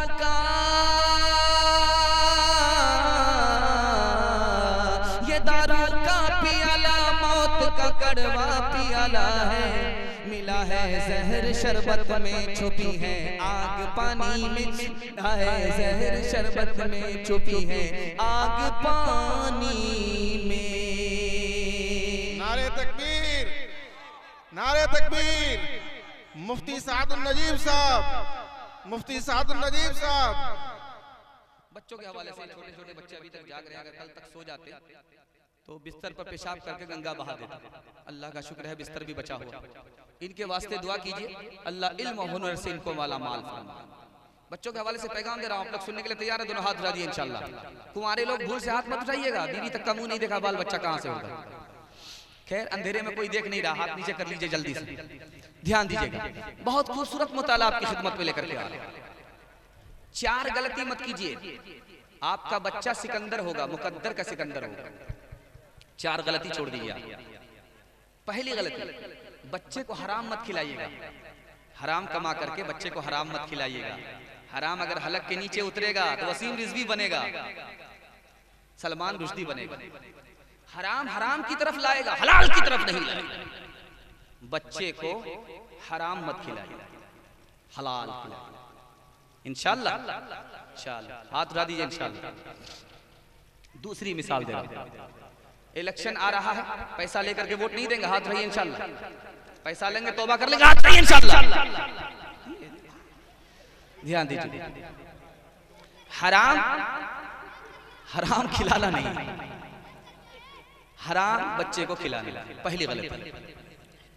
हराम अगर खिलाएंगे बच्चा आपका हराम की तरफ जाएगा, हलाल की तरफ नहीं आएगा। दूसरी गलती, बच्चे को बात बात पर मत मारिएगा। बच्चा सीधे रास्ते पर जा रहा, हौसला दीजिए, नरमी कीजिए। बच्चा गलत रास्ते पर जा रहा, धमकाइए, सख्ती कीजिए, लेकिन बात बात पर बच्चे को मत मारिए। अगर बात बात पर आप बच्चे को मारेंगे, 3 बड़े नुकसान आपको उठाने पड़े। पहला नुकसान, बच्चे का कलेजा कमजोर हो जाएगा। दूसरा नुकसान, दिमाग कमजोर हो जाएगा, बात बात पर भूलेगा, सबक याद ही नहीं होगा तो कहां से तरक्की करेगा। तीसरा नुकसान, आपका बच्चा बेशरम और बेहया हो जाएगा। और जब बेशरम बेहया बच्चा हो गया तो वो अच्छा इंसान भी नहीं होगा, तो अच्छा मुसलमान कहां से होगा। तीसरी गलती पर ध्यान रखिएगा, बच्चे के सामने मियाँ बीवी झगड़ा मत कीजिएगा। मियाँ बीवी, छोटा बच्चा घर में मौजूद है, मियाँ बीवी झगड़ा मत कीजिएगा भूल से। ये इतनी बड़ी गलती है कि इसकी बुनियाद जब टेढ़ी होती है तो आसमान तक इमारत टेढ़ी ही जाती है। भूल से बच्चा जब घर में मौजूद रहे तो मियाँ बीवी झगड़ा मत कीजिएगा। अगर मियाँ बीवी झगड़ा कीजिएगा तो बच्चा निगाह से गिरा देगा, बाप को भी माँ को भी। बच्चा जब घर से निकल जाए तो मियाँ बीवी खूब झगड़ा कीजिए, फुटबॉल कीजिए, क्रिकेट खेलिए, जो भी खेलना खेलते रहे, लेकिन बच्चा जब मौजूद रहे तो झगड़ा मत कीजिए। चौथी गलती बता रहा, बच्चे के सामने मोबाइल मत देखिएगा।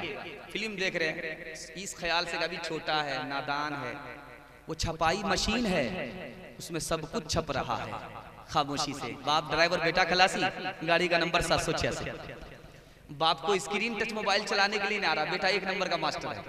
आप समझ रहे कि नादान है।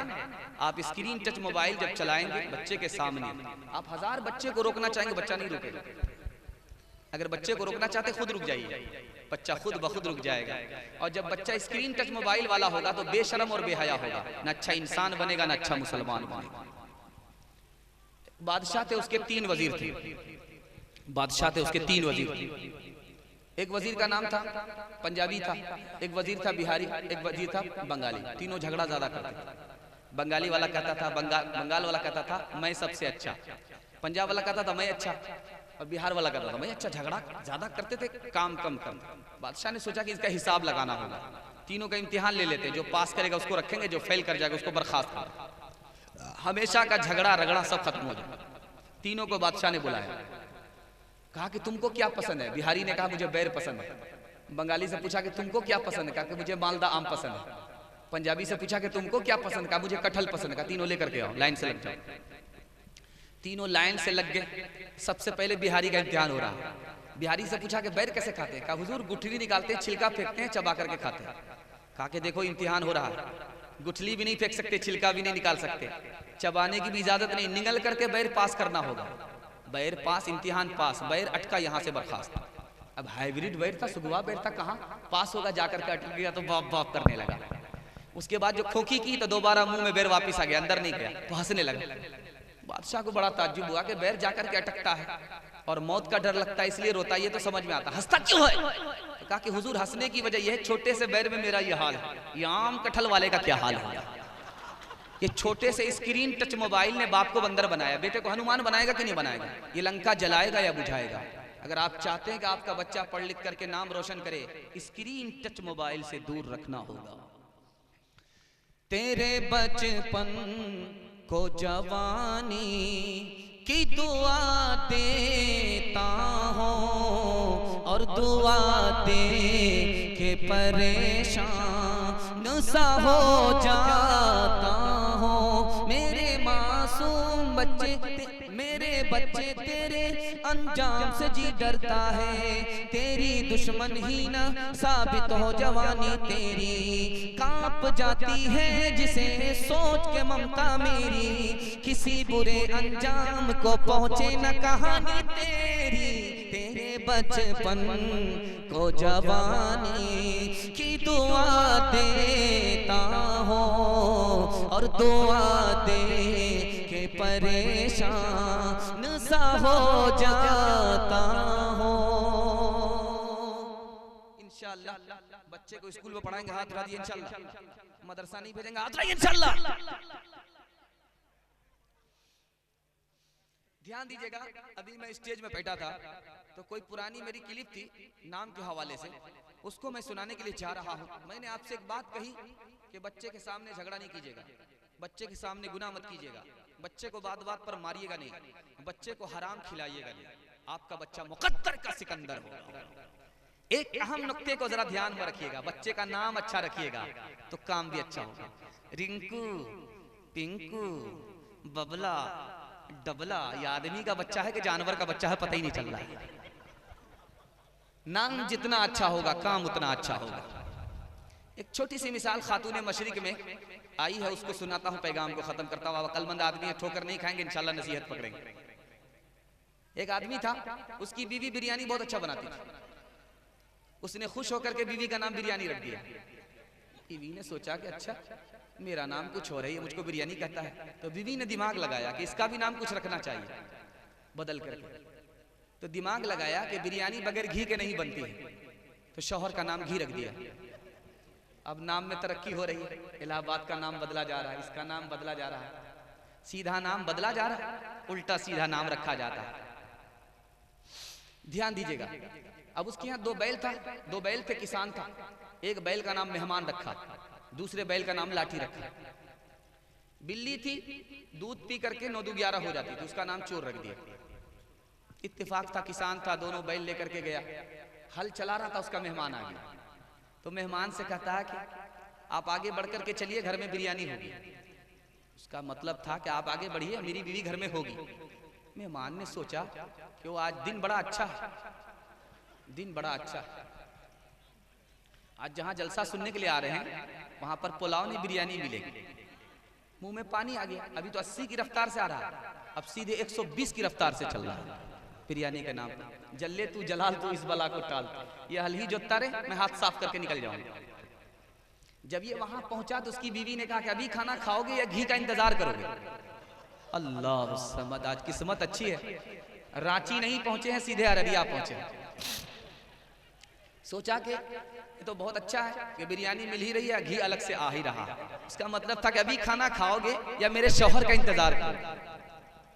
अब आमतौर पर आदत होती है कि दो बैल लेकर के जब किसान शाम के वक्त में अपने घर आता है तो वो भूखा प्यासा रहता है, कभी इधर मुंह मारता है झटका मारता है, कभी उधर मुंह मारता है झटका मारता है। एक बैल ने जोर से झटका मारा, हाथ से छूट गया। जो बैल भागा था उसका नाम लाठी था, जो उसके हाथ में था वो मेहमान था। तो अपनी बीवी से चिल्ला करके कहता कि तुम जरा मेहमान को पकड़ो, मैं लाठी को लेकर के आ रहा हूं।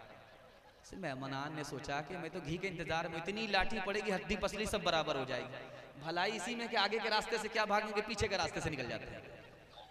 पीछे के रास्ते से जब वो भागा तो उसके आगे पीछे बिल्ली भागी, तो औरत की निगाह मेहमान पर तो नहीं पड़ी, बिल्ली पर पड़ गई।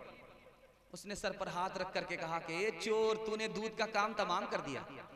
आस पड़ोस के सुनने वाले लोगों ने सोचा कि भागने वाला यही चोर है, मार घुसा के उसका हड्डी पसली तोड़ करके बिठा दिया। उसने कहा कि जिसको जो मारना है मारो, गलती तुम्हारी नहीं है, गलती हमारी है, हमको बिरयानी खा करके चला जाना चाहिए, घी का इंतजार नहीं करना चाहिए। इंसान बनाओ, इंसान बनाओ, इंसान बनाओ, इंसान बनाओ, औलाद को तुम बंदे रहमान बनाओ, औलाद को तुम बंदे रहमान बनाओ, इंसान बनाओ, इंसान बनाओ, साइंस टेक्नोलॉजी में माहिर भी बनाओ, और जाहिर व बातिन में हताहिर भी बनाओ। पहले तो इन्हें यारो मुसलमान बनाओ, इंसान बनाओ, इंसान बनाओ। बूढ़े के हवाले से पैगाम दे रहा हूं, औरत तक पहुंच रहा हूं, आप लोग साथ देंगे। 10 मिनट का जलसा रह गया, हाथ उठा दिए इंशाल्लाह, अमल करेंगे सुबह, हाथ उठाइए इंशाल्लाह, इरादा कर लीजिए, ठीक ठाक हाथ उठाए। बहुत लोग डर रहे थे कि पता नहीं राइट जाएगा रॉन्ग जाएगा। भाई बार बार गलती नहीं होती, ध्यान दीजिएगा। बूढ़े के हवाले से पैगाम दे रहा हूं। हमारे बूढ़े 3 गलती करते हैं। 3 गलती की वजह से इनकी दुनिया भी बर्बाद, इसका दीन भी बर्बाद। हाथ जोड़ करके आपसे कहता हूं, पहली गलती, बाल बच्चे की मोहब्बत में ये हराम को हराम नहीं समझते। बच्चे को हराम खिलाते हैं, उसकी दुनिया तो बन जाती है लेकिन इसकी आखिरत बर्बाद हो जाती है। जब ये अकेले हिसाब देंगे तो न बेटी काम आएगी न बीवी काम आएगी, अकेले हिसाब देना होगा। हिसाब में फंसे तो खाली हाथ जहन्नम में जाना पड़ा। ये गलती भूल से मत कीजिएगा। आपने हराम कमाया, इसकी दुनिया तो बन गई, आपकी आखिरत बर्बाद हो गई। बाल बच्चे की मोहब्बत में हराम को हराम समझिए। दूसरी गलती, बेटा के बारे में क्या कहते हैं? ये अपना धन है, ये पराया धन है। बेटी के बारे में कहते हैं ये पराया धन है। क्या बेटी पैसा उधार की? जरा ध्यान में रखिए, ये बेटा उसी का है, ये बेटी उसी की है। सोतेला सलूक देखिए, ये अपना धन है, वो पराया धन है, दोनों अपना ही धन है। ये शैतानी ख्याल है। बेटा भी अपना ही है, बेटी भी अपनी है। और क्या कहते हैं कि बेटा से खानदान चलता, और बेटा बुढ़ापे का सहारा होगा। झूठ है। नबी का खानदान बेटी से चला, बेटे से कहां चला? ये भी शैतानी ख्याल है। और बहुत सारे बूढ़ों को आप देखेंगे, बेटे के यहाँ पनाह नहीं मिली है, बेटी के यहाँ पनाह मिली है। और बेटी का कलेजा देखिए, लाइट चली जाती है, बाप को गर्मी लग रही है, अपने आंचल से पसीना पूछ रही है, पंखा झेल रही है, खाना खिला रही है, इतनी मोहब्बत से बाप के साथ पेश आ रही है। जबकि बाप ने बेटे को माला माल किया है, बेटी को कंगाल किया। याद रखिए, अगर बेटे पर आपने करम किया, उसको माला माल कर दिया, बेटी पर आपने सितम किया, उसको कंगाल कर दिया, अल्लाह अपनी जन्नत से आपको महरूम कर देगा। ये दूसरी गलती मत कीजिएगा। तीसरी गलती जो जबरदस्त गलती है, ये गलती मत कीजिएगा। जब छोटा बच्चा रहता है तो अपना बेटा है, जब जवान हुआ तो बेटे को बेच लिया। आप कहेंगे हम कहाँ बेचे, वो बेचते हैं? नहीं बेचते हैं, मैं बता रहा हूं। जब बेटा जवान होता है, शादी का मौका होता है, तो बाप खामोश रहता है, बेटा खामोश रहता है, कुछ नहीं बोलता। बाप कहता है, भूमियार बाप क्या कहता है? हमको गाड़ी तो नहीं चाहिए, बुलेट दे दीजिएगा तो क्या फर्क पड़ेगा, आप ही की बेटी आएगी और जाएगी। हमको भैंस नहीं चाहिए, बच्चे वाली भैंस दे दीजिए, क्या फर्क पड़ेगा, आप ही की बेटी दूध पिएगी। हमको पलंग नहीं चाहिए, स्टील का पलंग दे दीजिएगा तो क्या फर्क पड़ेगा, आप ही की बेटी आराम करेगी। कितना बड़ा सियाना, काम भी निकालना चाह रहा, बदनाम भी नहीं होना चाह रहा। एक भूमियार था, दुनिया को छोड़ करके जा रहा था, तो बेटा से कहा कि बेटा मुझको पुरानी कब्र में दफन करना, नई कब्र में दफन मत करो। तो बेटे ने कहा, अब्बा हुजूर नया मुर्दा नई कब्र में जाता, आप पुरानी कब्र में क्यों जाना चाहते हो? कहा कि फरिश्ते को भी ठगने का इरादा है। जब पुरानी कब्र में दफन होंगे, फरिश्ता आएगा पूछने के लिए, कहेंगे अभी तो पूछ करके कहते क्या बार बार दिमाग खराब करने के लिए? मैं इंसाफ से पूछना चाहता हूँ आपसे, दिल पर हाथ रख करके बताइए, ये जो गाड़ी मिली है किसको मिली? बेटी दामाद को। ये जो पलंग मिला किसको मिला? बेटी दामाद को। ये जो भैंस मिली किसको मिली? बेटी दामाद को। इस वानर बाप को क्या मिला? नाना की हुंडी। ये दूसरे की दुनिया बना रहा, अपने आखिरत बर्बाद कर रहा। इसका नुकसान देखिए। हाथ जोड़ करके आपसे कहता हूँ, बेटे की शादी हो, एक तरफ हो जाइए, तुम जानो तुम्हारा काम जानो, तुम्हारी दुनिया के चक्कर में अपनी आखिरत बर्बाद नहीं करेंगे। इसका नुकसान देखिए। आपने मांग लिया, गाड़ी मांगी, पलंग मांगा, भैंस मांगी, उसने सब कुछ दे दिया, तो दामाद उसी का हो गया। अब शादी के बाद सास ससुर को क्या कहता है? किबला और काबा। साली को क्या कहता? दूध की छाली। और साला को क्या कहता? सारी खुदाई। साला साली पर मेहरबान, सास ससुर पर मेहरबान, और माँ बाप की तरफ ध्यान ही नहीं। गलती किसकी है? आपकी गलती है। आपने अपने पैर पर कुल्हाड़ी मारी। बुढ़ापे में यही बेटा आपका सहारा था, आपने बेच करके उसके हवाले कर दिया। दो बूढ़े चरागों का उजाला न चला जाए, उजाला न चला जाए। दो बूढ़े चरागों का, दो बूढ़े चरागों का उजाला न चला जाए। आए जो बहू हाथ से बेटा न चला जाए, बेटा न चला जाए। आए जो बहू हाथ से बेटा न चला जाए, बेटा न चला जाए। इस्लाम जिंदाबाद, इस्लाम जिंदाबाद। बाशिंदगाने मैसाकोल, बाशिंदगाने मैसाकोल, नौजवानों ने युवा, नौजवानों ने युवा, मदरसा हबीबिया तालीम कुरान, मुफ्ती सादुन नजीब, मुफ्ती सादुल नजीब। आखिरी पैगाम दे रहा हूँ, 5 से 7 मिनट लगेगा, औरतों के हवाले से पैगाम आ रहा है, आप लोग मुकम्मल सुनेंगे, हाथ उठा दीजिए इंशाअल्लाह। बिल्कुल आखिरी पैगाम दे रहा हूँ। कुंवारी लड़की की खूबी बता रहा हूँ। कुंवारी लड़की में 3 खूबी होती है। पहली खूबी, वो जबान की बहुत मीठी होती है। दूसरी खूबी, शौहर को औलाद की नेमत ज्यादा अदा करती है। तीसरी खूबी, शौहर थोड़ा बहुत देता है उससे राजी हो जाती है। थोड़ा पैसा दिया, थोड़ा कपड़ा दिया, उसी पर राजी हो जाती है। 3 खूबी कुंवारी लड़की के अंदर होती है। शादीशुदा लड़की की खूबी बता रहा हूं। कुंवारी लड़की नमाज पढ़ती है, 1 नमाज का सवाब उसको मिलता है, 1 ही नमाज का सवाब मिलता है। जब शादीशुदा लड़की नमाज पढ़ती, 21 नमाज का सवाब मिलता है। यहाँ सवाब बढ़ गया, वहां सवाब नहीं बढ़ा। वजह क्या है? ये जो शादीशुदा लड़की है खुदा की इबादत भी करती है, शौहर की खिदमत भी करती है। तीसरी मिसाल ला रहा हूं, बहुत ध्यान से सुनिएगा। माँ की खूबी बता रहा हूं। माँ मुसलमान हो गई, बाप मुसलमान नहीं, बीच में बच्चा खड़ा है, माँ इधर है, बाप उधर है। बाप कह रहा है बेटा मुसलमान मत होना, कलमा मत पढ़ना, मैं मुसलमान नहीं हूं, तू भी मुसलमान मत होना। तेरी माँ मुसलमान हो गई, तू मुसलमान मत होना। माँ कहती है बेटा मैं मुसलमान हो चुकी हूँ, तू मुसलमान हो जा। बेटा कभी बाप को देख रहा, कभी माँ को देख रहा, कभी माँ को देख रहा, कभी बाप को देख रहा है। माँ का जादू चल गया, माँ का असर बच्चा ज्यादा कबूल करता है, कलमा पढ़कर मुसलमान हो गया। तीसरी मिसाल, दूसरी मिसाल दे रहा हूं, बीवी में क्या खूबी होती है। एक औरत है, उनका नाम है उम्मे हकीम रजी अल्लाह अन्हा, मुसलमान हो गई। शौहर का नाम इक्रिमा है, मुसलमान नहीं। तो बीवी क्या कहती है शौहर से, मैं मुसलमान हो चुकी हूँ, कलमा पढ़कर मुसलमान हो चुकी हूँ, तुम मुसलमान नहीं हो, मैं तुम्हारे लिए हराम हूँ। जब तक तुम कलमा पढ़ नहीं लेते मैं तुम्हारे लिए हलाल नहीं हो सकती।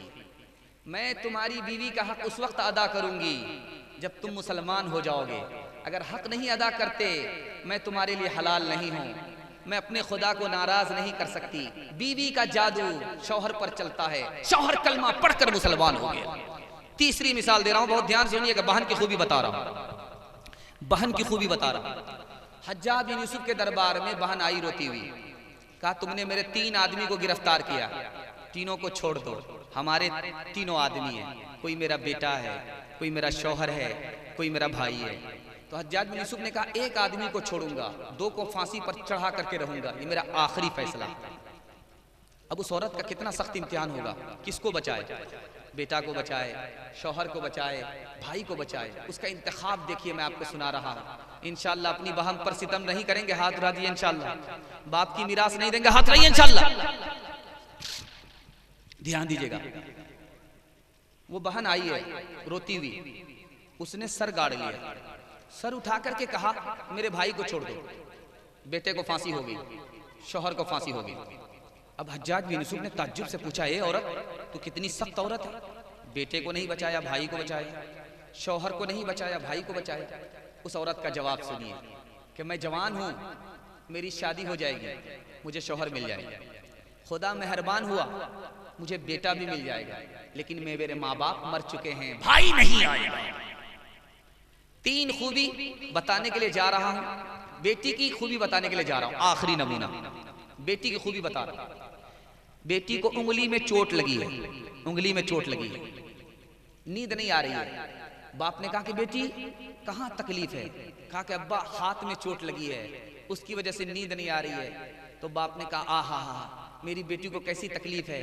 तो बेटी ने कहा कि अब्बा हुजूर चोट मुझे लगी है, दर्द आपको हो रहा है। कहा कैसे दर्द नहीं होगा, तू मेरी बेटी है, तुझसे मुझे मोहब्बत है। कहा कितनी मोहब्बत है, कहा बहुत मोहब्बत है। कहा कितनी मोहब्बत है, कहा बहुत मोहब्बत है। कहा कितनी मोहब्बत है, कहा इससे ज्यादा मोहब्बत है। कहा कि अब्बा आप गलती पर हो, बेटी से मोहब्बत होनी चाहिए लेकिन हद से ज्यादा नहीं, हद से ज्यादा मोहब्बत खुदा से होनी चाहिए। दूसरी मिसाल दे रहा हूं, बहुत ध्यान से सुनिएगा। बेटी ने बाप से पूछा कि अब्बा ईरान का बादशाह मुझको ईरान क्यों बुला रहा है, ईरान का बादशाह मुझको ईरान क्यों बुला रहा है। तो बाप ने कहा कि बेटी वो इनाम देना चाहता है इसलिए तुमको बुला रहा है। तो बेटी कहती है कि मैं जवान हूँ, वो बादशाह जवान है, कैर मर्द है, मैं इनाम लेने के लिए जब जाऊंगी तो वो हाथ मिलाएगा, मेरा चेहरा देखेगा, मुझको गले लगाएगा, गोद में बिठाएगा, मुझे इनाम तो मिल जाएगा, बेपर्दगी की वजह से मेरा खुदा नाराज हो जाएगा। मैं इसे इनाम को लात तो मार सकती हूँ, खुदा रसूल को नाराज नहीं कर सकती। तीसरी और आखिरी मिसाल दे रहा हूं। बेटी ने बाप से पूछा कि अब्बा मेरा निकाह किससे कर रहे हो? कहा बहुत मालदार है, सोने चांदी की दुकान है, तुमको सोने का जेवर पहनाएगा। बेटी ने फिर पूछा अब्बा मेरा निकाह किससे कर रहे हो? कहा कि बहुत मालदार है, सोने चांदी की दुकान है, तुमको सोना पहनाएगा। फिर बेटी ने कहा कि अब्बा मेरा निकाह किससे कर रहे हो? कहा तो बार बार एक ही सवाल पूछ रही हो। लड़का मालदार है, सोने चांदी की दुकान है, सोना का जेवर पहनाएगा। तो लड़की का जवाब सुनिए, ऐसी बेटी अल्लाह सबको होनहार बेटी ऐसी अता फरमाए। बेटी कहती कि अब्बा मुझको सोना नहीं, नबी की सुन्नत चाहिए। तालीम औरतों को भी देनी जरूर है, देनी जरूर है। लड़की जो बेपढ़ी हो तो वो बेशोर है, बेशोर है। हुस्ने मुआशरत में सरासर फतूर है, और इसमें वालिदैन का बेशक कसूर है, बेशक कसूर है। राज की बात बता रहा हूं, इसको ध्यान से सुनिएगा। जब लड़की पढ़ी लिखी होती है तो दुनिया की सबसे बड़ी जन्नत होती है, और जब लड़की पढ़ी लिखी नहीं होती दुनिया की सबसे बड़ी मुसीबत होती है। वो दूसरे से धोखा खाती है, दूसरा उसको धोखा देता है। जब पढ़ी लिखी होती है तो खुद भी धोखा नहीं देती, दूसरे से धोखा भी नहीं खाती। राज सुनिएगा, 3 मिनट का है, हाथ उठा दीजिए इंशाल्लाह। बस्ती में पीर साहब आए, औरत को मालूम करना था कि असली पीर है या जाली पीर है, 24 नंबर है या 420 है। तो औरत ने कहा पीर साहब से कि पीर साहब अब असली पीर हो या जाली पीर हो? कहा बदतमीज औरत, तुम्हें पता नहीं मैं असली पीर हूँ, बैठता यहाँ हूँ, मदीने देख लेता हूँ। कहा क्या 2 मिनट में पता चल जाए। औरत अंदर गई, दस्तरखान ला करके बिछा दिया, भात दिया, भात में तरकारी छुपा दिया। कहा पीर साहब खाना खाइए। कहा कि बहुत नालायक औरत है, ये मेजबानी है, रुखा सूखा दिया है, कैसे खाया जाएगा? न दाल है न तरकारी है। कहा अब 2 नंबर के पीर हो, बैठे बैठे तो मदीना नजर आता है, तो भात में तरकारी छुपी हुई नजर नहीं आ रहा है। दूसरी मिसाल दे रहा हूं, ध्यान से सुनिएगा। पीर साहब बस्ती में आए, औरत को मालूम करना था कि असली पीर है या जाली पीर है। खीर पकाई, ला करके रख दिया, फातिहा कर दो। मतलब ये था कि बरकत के लिए मेरे वास्ते भी छोड़ देना। खीर बड़ी प्यारी थी, भूख बहुत तेज लगी थी, सारी खीर खा गए, प्लेट साफ कर ली। बुढ़िया को जला लाया, अब क्या कर रहे हो? खीर तो मेरे वास्ते कुछ छोड़ी ही नहीं। कहा मदीना साफ कर रहा हूं। अच्छा मदीना साफ कर रहे हो? अंदर बुढ़िया गई, जिस हांडी में खीर तैयार किया था ला करके रख दिया, ये मक्का है, इसको भी साफ करके चले जाए। से निकलना चाहते थे, बुढ़िया ने फलसफा से फंसा लिया। और जब बेशर्मी के साथ हांडी की खीर को चाट गए तो बुढ़िया को और जला लाया, कितना बेशर्म पीर है, किसी खीर को इसने नहीं छोड़ा। तो बुढ़िया ने हांडी को पलट दिया। जब मदीना साफ कर ही दिया, मक्का साफ कर ही दिया, ये हजरे अस्वद है, इसको भी चाट करके चले जाए। तीसरी और आखिरी मिसाल दे रहा हूं, ध्यान से सुनिएगा। दामाद आया है ससुराल, बुढ़िया बड़ी बखील थी, कंजर थी, मक्खी चूस थी। दामाद के लिए खिचड़ी पका दिया, सामने रख दिया। दामाद ने कहा कि अम्मा ये मेहमान खाना है या जेल खाना है? खिचड़ी तो कैदी को मिला करती है। कहा कि बेटा ये खिचड़ी है, अमीर भी खा लेते हैं, गरीब भी खा लेते हैं, किसी का पेट खराब नहीं होता। समझ में आ गया कि बुढ़िया चालाक है, मुर्गा बचाने की प्लानिंग। कहा कि अम्मा खिचड़ी तो दिया, घी कहाँ? तो अब बुढ़िया जो छुपा करके कोठी में घी रखा था निकाला, ढक्कन खोल करके जब डालना शुरू किया तो हाथ में हरकत थी, घी ज्यादा पड़ गया। तो बुढ़िया का कलेजा सूख रहा, सारा घी दामादी खा जाए। अब दिमाग लगाया, बेटा एक बात कहूं? तो दामाद के कान खड़े हो गए, अब कौन सा गुल खिलाएगी? बेटा अकेले खाओगे बरकत नहीं होगी, मुझको साथ में शामिल कर लो, बरकत ज्यादा हो। समझ में आया, अकेले खाने नहीं देगी। कहा कि अम्मा आप तो मेरी माँ की तरह हो, खाना खा लो साथ में। बुढ़िया ने प्लेट को देखा तो घी दामाद की तरफ ज्यादा, दिमाग लगाया अपनी तरफ टानना। कहा बेटा मैं तुमसे नाराज हूं। अब दामाद ने कहा क्यों? कहा फला महीने मेरी बेटी को ये दुख दिया है, ये दुख दिया है, ये दुख दिया है, सारा घी इधर टान लिया। दामाद भी वैसे ही था। कहा अम्मा कौवे से ज्यादा कौवे का बच्चा चालाक होता है, अगर मैंने वो दुख दिया है तो ये सुख भी दिया है, ये सुख भी दिया है, ये सुख भी दिया है, सारा घी इधर टान। दोनों को मिलाना पड़ता है तब जिंदगी कटती है। खुदा जब हुस्न देता है नजाकत आ ही जाती है, कदम थम थम के पड़ते हैं, कमर बल खाही जाती है। मिले जो दूध में चावल उसी को खीर कहते हैं। जो सारी खीर खा जाए उसी को पीर कहते हैं। जो सारी खीर खा जाए उसी को पीर कहते हैं। बस औरतों का आखिरी नमूना, बस आखिरी नमूने पर मैं अपने हिस्से के पैगाम को खत्म करूंगा। एक बादशाह थे, उसको 4 बीवी थी। सुबह हो रही थी, बादशाह मालूम करना चाह रहा था कि कौन बीवी पढ़ी लिखी है, कौन बीवी जाहिल है। बादशाह पहली बीवी के पास आकर के पूछता है सुबह हो रही, कहाँ हो रही? का कैसे पता चला? का मुंह में पान था, मजा बदल गया। बादशाह बड़ा खुश हुआ कि बहुत ज्यादा पढ़ी लिखी औरत है। दूसरी बीवी के पास गया, का सुबह हो रही, कहाँ हो रही? का कैसे पता चला? का लालटेन की रोशनी धीमी पड़ गई, इससे पता चला सुबह हो रही। बादशाह बड़ा खुश हुआ, पढ़ी लिखी औरत है। तीसरी बीवी के पास आया, सुबह हो रही, कहाँ हो रही? का कैसे पता चला? का नाक में जो नथ थी वो ठंडी पड़ गई। बादशाह बड़ा खुश हुआ, क्या अजीब औरत है, क्या अजीब मिजाज है, मजाक। बड़ा खुश हुआ। अब चौथी बीवी के पास आ रहा है जो पढ़ी लिखी नहीं थी। पूछा कि सुबह हो रही, कहाँ हो रही? का कैसे पता चला? पेशाब आ रहा, पखाना आ रहा, इससे पता चल रहा है। औरंगजेब बादशाह का दौर है। एक औरत ने औरत होकर के 4 मर्दों से निकाह कर लिया। बादशाह ने दरबार में बुलाया, ओ बेशरम औरत, तुम्हें शर्म नहीं आई? औरत होकर के 4 मर्दों से निकाह कर लिया। कहा क्या गलत काम किया? जलसे में गई थी, मसला मालूम हुआ था, उस पर अमल किया। बादशाह के कान खड़े हो गए। चोर भी है, सीना जोर भी है। तो बादशाह ने कहा कि तुमने क्या मसला सुना था? कहा जलसे में मसला सुना था। मसला बताया जा रहा था, आदमी जिना क्यों करता है जबकि 4 शादी की इजाजत? कहा कि वो मर्दों के लिए कहा था कि औरत के लिए कहा था? अब मैंने यहीं तक सुना, उसके बाद तो होटल चली गई थी हलवा खाने के लिए। होटल में बैठ बैठ के खाती है नाश्ता, आंचल गिरा के सर से ये चलती है रास्ता। पर्दे की इनको कोई जरूरत नहीं रही, फातिमा से अब कोई औरत नहीं रही। चप्पल है ऊंचे हील की और ओटनी सी चाल, होठों पे लिपस्टिक लगा के कर रही है लाल। शौहर के सामने कोई जीनत नहीं रही, फातिमा से अब कोई औरत नहीं रही। गीबत में सबसे आगे ये औरत की जात है। दूसरे आदमी फूल लेकर के खड़े मत होइएगा, वरना लोग सोचेंगे बीवी से यही ज्यादा परेशान है। गीबत में सबसे आगे ये औरत की जात है। चुगली तो इनके सामने बस दाल भात है। सीने में इनके दीन की अजमत नहीं रही, फातिमा से अब कोई औरत नहीं रही।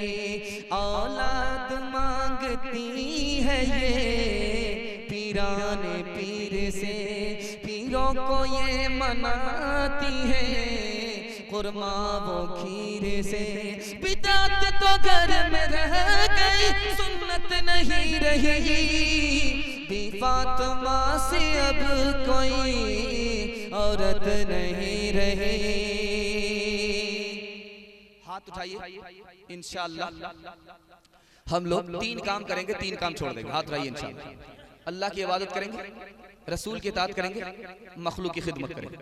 और 3 काम छोड़ दीजिए। आपको किसी तावीज लेने की जरूरत नहीं है, किसी पानी पर दम कराने की जरूरत नहीं है। 3 वजह से सारी मुसीबत है, अल्लाह सारी मुसीबत से आपको बचा लेगा। 3 काम सिर्फ छोड़ दीजिए। गुनाह नहीं करेंगे इंशाअल्लाह, गलत नहीं कमाएंगे, गलत माहौल में नहीं जाएंगे, न किताबों से नवाजों से नजर से पैदा। दीन होता है बुजुर्गों की नजर से पैदा। नहीं सीखा इन्होंने दीन रहकर शेख के घर में, पले कॉलेज के चक्कर में, मरे साहब के दफ्तर में थे, केक के चक्कर में तो रोटी भी गई, बड़ी शेख की ताक में थे तो छोटी भी गई, न मानी बात वाइस की, थे पतलून के चक्कर में तो लंगोटी भी गई। वाखिर दावाना अनिल हम्दुलिल्लाह। इनका साया तादीर कायम फरमा, जिस्मानी रूहानी तमाम बीमारियों से हमारे बूढ़ों को नजात अता फरमा। मरने से पहले पहले कलीमा और ईमान पर खात्मा नसीब फरमा। पर्दे में बैठी हमारी माँ और बहनें हैं, ए अल्लाह उनको कबूल फरमा। फातिमा और आयशा का नमूना बना, दीन को दाखिल फरमा, पर्दा और नमाज को शामिल फरमा, जन्नत जाने वाली, जन्नत ले जाने वाली बना। बड़ी तादाद में हमारे बच्चे हैं, अल्लाह मिल्लत के बच्चे हैं, मुस्तकबिल का सरमाया है। अल्लाह इन बच्चों को कबूल फरमा, इल्म और हुनर से मालामाल फरमा, सीरत और सूरत का मालिक बना, ज़ाहिर और बातिन का एक और नेक बना। इन बच्चों से हमारे मुस्तकबिल को रोशन फरमा, इन बच्चों से माँ बाप के दिल की मुराद पूरी फरमा।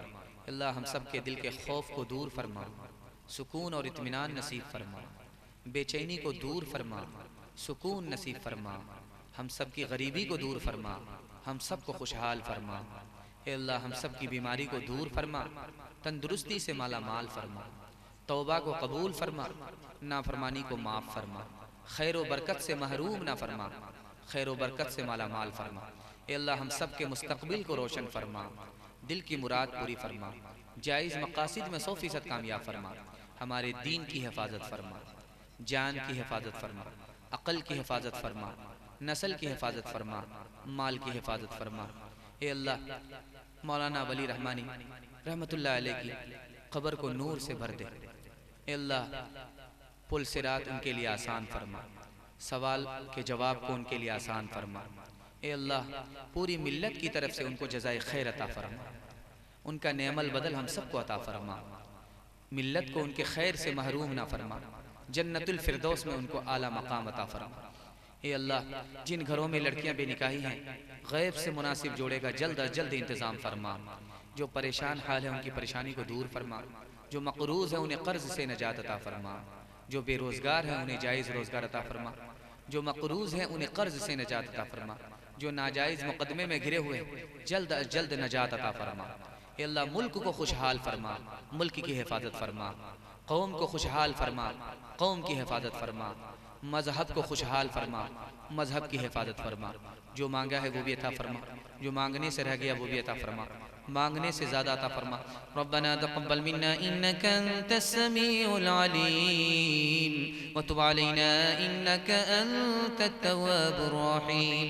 व सल्लल्लाहु तआला अला खैरि खल्क़िही मुहम्मदिन व आलिहि व सहबिही अजमईन बिरहमतिका या अरहमर राहिमीन।